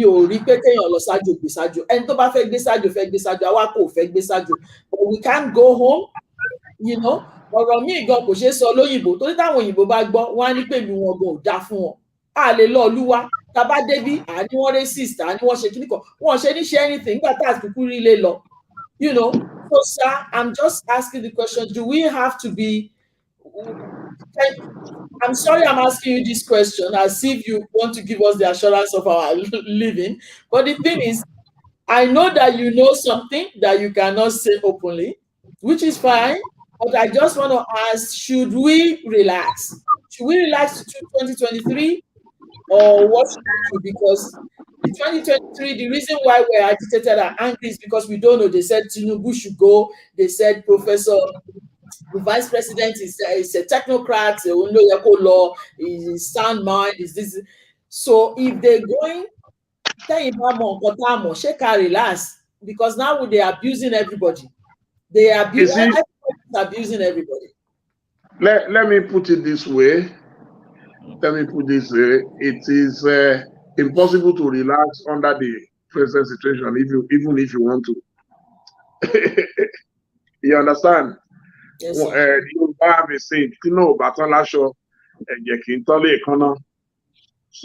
it is not possible to relax. That's why I said 2023 should not be our priority.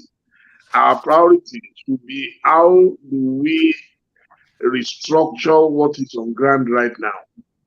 But what is the essence of going into 2023? I can tell you, some people have decided that they are even going to scuttle the zoning arrangement. I'm sure you heard of a governor who said about 2 weeks ago that power should be zoned to the north, that APC should in fact zone it to the south, northeast. How can Buhari, in all honesty, spend 8 years and then someone will say that the next person should also come from the same zone? Can you imagine? You understand? So these are issues that our leaders must fight. If they don't fight it and they just accept like houseboys as always, you will not believe it. A lot of our own leaders right now are jostling to become vice president. It's only an houseboy mentality that will make someone to think that in his own country he's not qualified to be president. Nigeria is the only place where you have a complete illiterate who will be number 1 and a professor who will be number 2 or number 10. Must that continue? So if we don't address those issues, then we have no right to complain. Both parties right now, PDP and APC, I can tell you for free that they are already jostling for another northern presidency. I can tell you for free.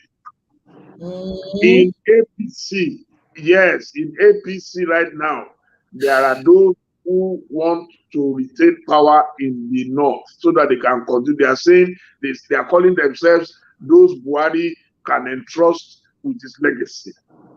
I don't know what legacy they are talking about. From you, though, I think we still need help of people like you because we know your integrity, we know your pedigree, we know you. I mean, we know you don't need my help, ma. Chief Abiola used to say something. No man can do the job of 4 men. I'm one person, and I've been doing it since 1978 as a Jamba. So, but I'm telling you, part of my job is to give you the true picture of things. You see, because if you don't know what is coming, you will not even know what to prepare. What is coming is that right now, both leading parties, and I'm going to talk about the third force. Personally, I don't believe there will be any third force. I've said it repeatedly, but our young ones are very stubborn about it. They don't even want to hear it, that they are not ready to work within APC or PDP. My theory is that if there will be an election at all, if before then Nigeria has not collapsed on our heads, because nobody has guarantees about what will happen in Nigeria, okay? In that we must go and fight within the 2 top parties. APC, if APC ultimately is compelled to look southwards, of course, it will have to be southwest because that's their base. They have 5 seats, 5 states out of 6. 6, yeah. I don't expect that APC will go. Although there are people in Southeast now who are crossing over to APC, but they are not strong enough a force. Bigger than Southwest. So when we talk about Southwest, it's because that's the base of APC in the South. PDP, I would expect to go to Southeast and South-South, where at least they have a rock-solid base. And there are people there. And that's why I advise a friend of mine, Professor Kingsley Mogalu, that if you are very serious about making any impact, you must go and work from PDP. He said no, that he would prefer a new party. I know this game very well. A new party is not going to fly in the next one because the campaign starts, in fact, from this year. From the end of this year, you will start having an idea of who of the likely candidates. So, at any rate, where I'm going is that in Southwest, the Yorubas are saying they want the presidency, but have they decided on who? No. Right now, there are 5 or 6 names coming up. Asiwaju Bola Ahmed Tinubu, Yemi Osinbajo, Babajide Fashola, Ajiri, Senator Ibikunle Amosun, the chairman of Governors Forum, Dr. Kayode Johnson, Fayemi, John Fayemi. Then you have former governor of Lagos, Akinwumi Ambode. People are mentioning these names. But let me tell you, the presidency is not a day's journey. Look at someone like Alhaji Atiku Abubakar. He's been running since 1993. Do you know how many years that is? Yeah. 1993. Yes. So you can imagine. And he still wants to run. You have Aminu Tambuwa from Sokoto State, the governor of Sokoto, he still wants to run. You have Rabiu Musa Kwankwaso from Kano, he still wants to run. So if the Yoruba man says he wants to run against those formidable forces, who have they prepared? We are all speaking in staccato voices. No unified voice. That's the problem. So even if today they say, okay, we have zoned to southwest, then you start fighting. That's right. Before you do it, they will not use that as an excuse to take it elsewhere. So the Yorubas themselves, the southwest people, must come together urgently and make up their minds. You are not going to find a saint amongst us. There is no saint. What is not, nobody is a saint. So people should stop looking as if they are looking for a saint. They are not going to have a saint. So make up your mind now who you want amongst you and start working for that person. Who?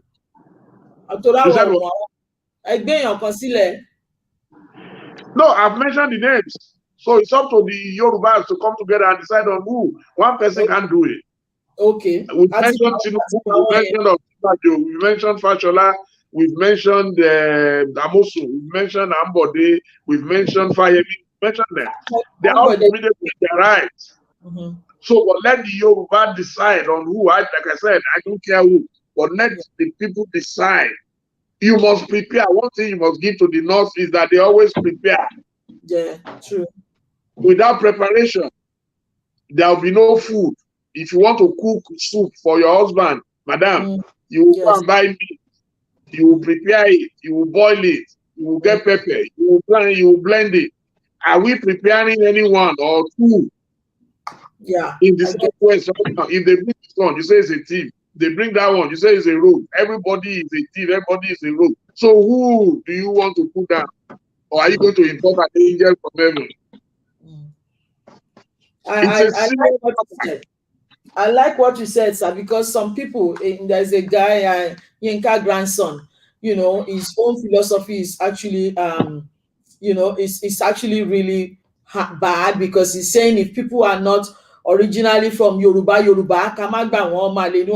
can't do that, because some people, like somebody said, we're so intertwined in a way. So Tabanja no Ashimama, somebody that is born in Nigeria, Yoruba land, their great-grandparents are from Yoruba land. That's where they live. They don't even know, you know, any other place. So we pay part of Yoruba nation. So we need to be very careful. The youth, or the, you know, what they say.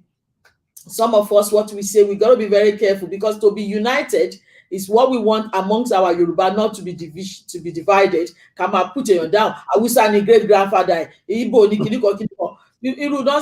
not going to reach any agreement on that. So I understand what you're saying, sir.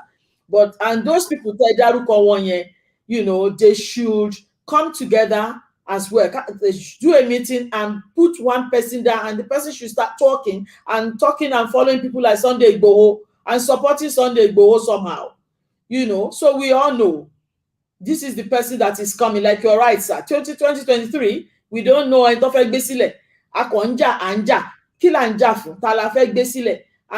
you're right. They should stop condemning. Let me re-emphasize this, man. Let me re-emphasize it. All our leaders, young and old, must come together. Right. If you are not able to hold a simple referendum within your own small community, so how are you going to do it in the country at large? So let's also have Chief Sunday Igboho, let's have Iba Gani Adams, let's have Professor Banja, let's have Chief Adebanjo. Let's the different groups, even if there are, I'm sure right now there are probably 1,000 groups. Even the gentleman you mentioned just now that you said you disagree with, everybody, I respect the right of everybody to talk. If somebody says, I don't want non-Yorubas, that is his own understanding. Yeah, do you understand? So you must give people superior arguments. Don't just write them off that I don't like what you are saying. In every community, there will always be someone who will not, there will be a non-conformist who will not agree with you and I, Yeah. but still respect their rights. It's very important for us to respect their rights. So let's take it that all the leaders must come together. And it is within that coming together that you have a referendum on the direction to go. If Yes. majority say yes, then you go with it. If majority say no, then you.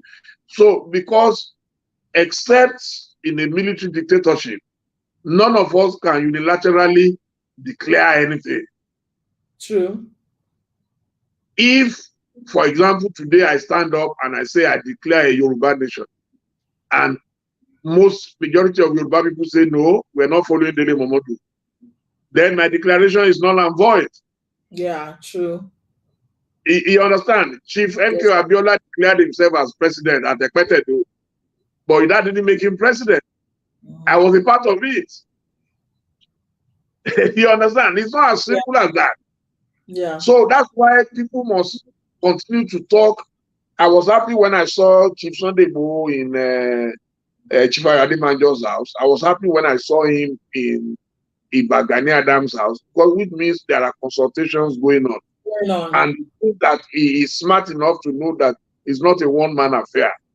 God has used him, as I said, to galvanize us out of our stupor, to make sure that we start thinking. A lot of people didn't know. You won't believe it. I have a sister-in-law who is a very brilliant lady and highly political. Brilliant lawyer. And she's so fanatical about Sunday Igboho, it's unbelievable. My wife's older sister, it's unbelievable. Anytime you say anything, you just say Sunday Igboho. And so you need figures like that, who can at least bring out the excitement in the people, because people are frustrated, everybody's tired.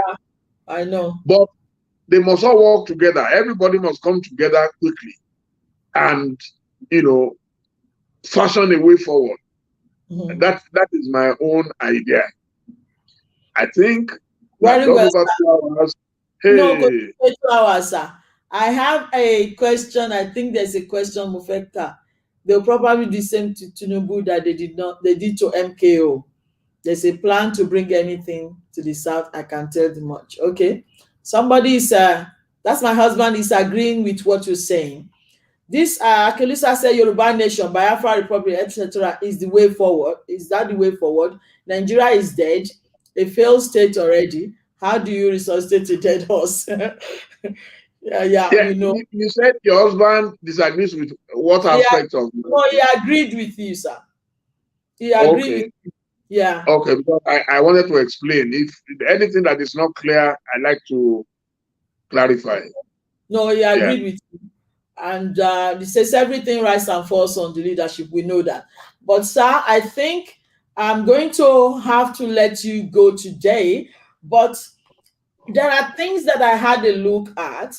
Actually, we had a lot of common denominator, believe it or not. I lived at Ile-Ife. In 1970, I was at More. My father was saying that he probably knew your dad. I lived at Mother. I was with Omo. Our house was burnt in 1983. We were at Ijero. Yes. Wow. Yes. And I knew you got married 1992. We got married, December. We got married 93. You were in Lagos in 78. I was in Lagos in 77. No, I was in Lagos in 88. I started living in Lagos at the age of 28. Oh, 88. Yes, okay. 1978, I entered Ife as a Jambite. Oh, so in Ife in 78, that's right. Okay. Yes, the Vivid Imagination, I used to get clothes from Vivid Imagination when I was in Nigeria. I know you were with me at some stage, and our office is my office at Okwebi. And Pastor Bakare used to be a close associate to my father. I'm a pastor as well. I've been conferred a doctorate as well, achieved. But let's get it clear, sir. I now look at the things that are not saying. It's very clear that you're extremely richer than I do, because I looked at your profile. I know your money is like this, sir. Nlanla, Oyi. You I know, claim it in Jesus' mighty name. I claim it. amen. Don't let me And say your no. I claim it. connection, we cannot even equate that. Experience is on the highest order. Children, fantastic. You have 4, I've got 3. And but I got something that GJ Father Iro said about you at your Ah, birthday. oh Is wow. you were the only one that single-handedly led him to stardom, brought his business to stardom. And that's why you have done for us tonight, actually, today.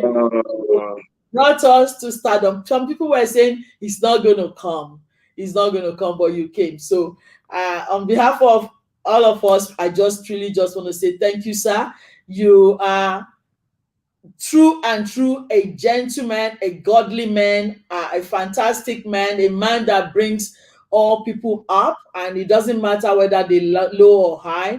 If you can sit with the queen and talk with the president of every nation, and then you're sitting down with us on this platform, in fact, I salute you so much, sir. I really truly appreciate you, and my regards to Madame and the boys. You're the best, and I know they know you are just the best. And these Nigerian people, how they cannot allow you to help us? You've done it. You've done it. Is quite clear. Your life is crystal clear. You build the business, you build the family, you're building nation, you're building all of us, and you cut across everybody, and they still will not allow somebody like you to be the president of that country.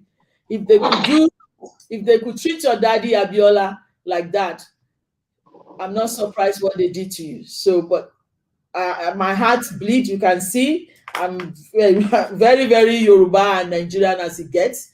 But it's a shame where we are now, that even our children want to come back home to study. They can't even come. We can't come. We can't do anything. And we can't even say it where we are, where we sit here. So it's really sad. But we know that, like what you said, I believe in miracle as well. So something will have to happen. God will help us to clear all these minority who are the hooligans and these bad heads that are ruining the great nation like Nigeria. Somehow, somewhere, God is going to help us to clear them off the way and leave peace to reign. If it's going to be Yoruba nation, we're there because we're big enough to be a nation. And I heard everything you said, sir. I know the whole wide world is hearing what you said as well. So we're going to go back as we do, review, sit down and get my pen and paper and write everything very clearly, because I want to get it in my head and in my heart. I understand what you said. I honor you, sir, and I appreciate you so much.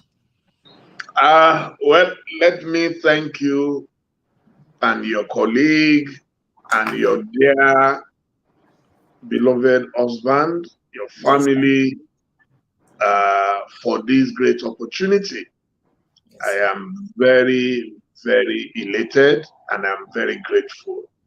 And I wish to assure you that I've really enjoyed myself thoroughly, because you did your homework, you did your research.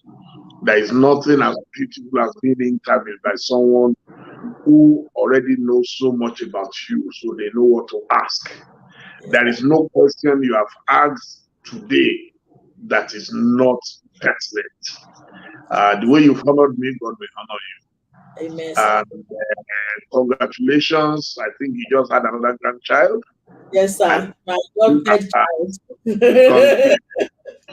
Congratulations. And I know that God will continue to, if you celebrate people, you will be celebrated. I always tell people it takes greatness to recognize greatness in others. Yes, people wonder, why do I celebrate people? I like to celebrate. I'm not ready to destroy anybody. you do. Even if you have done something wrong, I leave you to God. It's better to leave you to God. It's not me that is going to come and seek vengeance. I leave it to God. So I am very grateful about what you have done for me today. I have no regrets accepting to be on your show. And I will be back whenever you call me. I assure you, I'll be back. Thank you so much. Thank you. Thank you. I do very well. Yes, sir. And my regards to your colleague. Thank you. Oh my God, sir. Thank you very much, sir. So if you're joining us now or you've been with us, thank you for sitting and for watching. I think it's going to be on our Facebook and YouTube page. And Otumba said it's going to be on his platform as well. So thank you so much for watching. And until next time, we say thank you for now. My girls, I did dressed up for Otumba specifically. And the other one chicken out and say, I might not know the question to ask this great man, Elizabeth. So she ran away, but she's there. She's commenting as we go. So until next time, thank you so much, Otumba. We're going to bring you back, sir. Definitely lots of questions to ask that we have not touched tonight. But thank you so much. On Angina, we say goodbye for now. Bye-bye.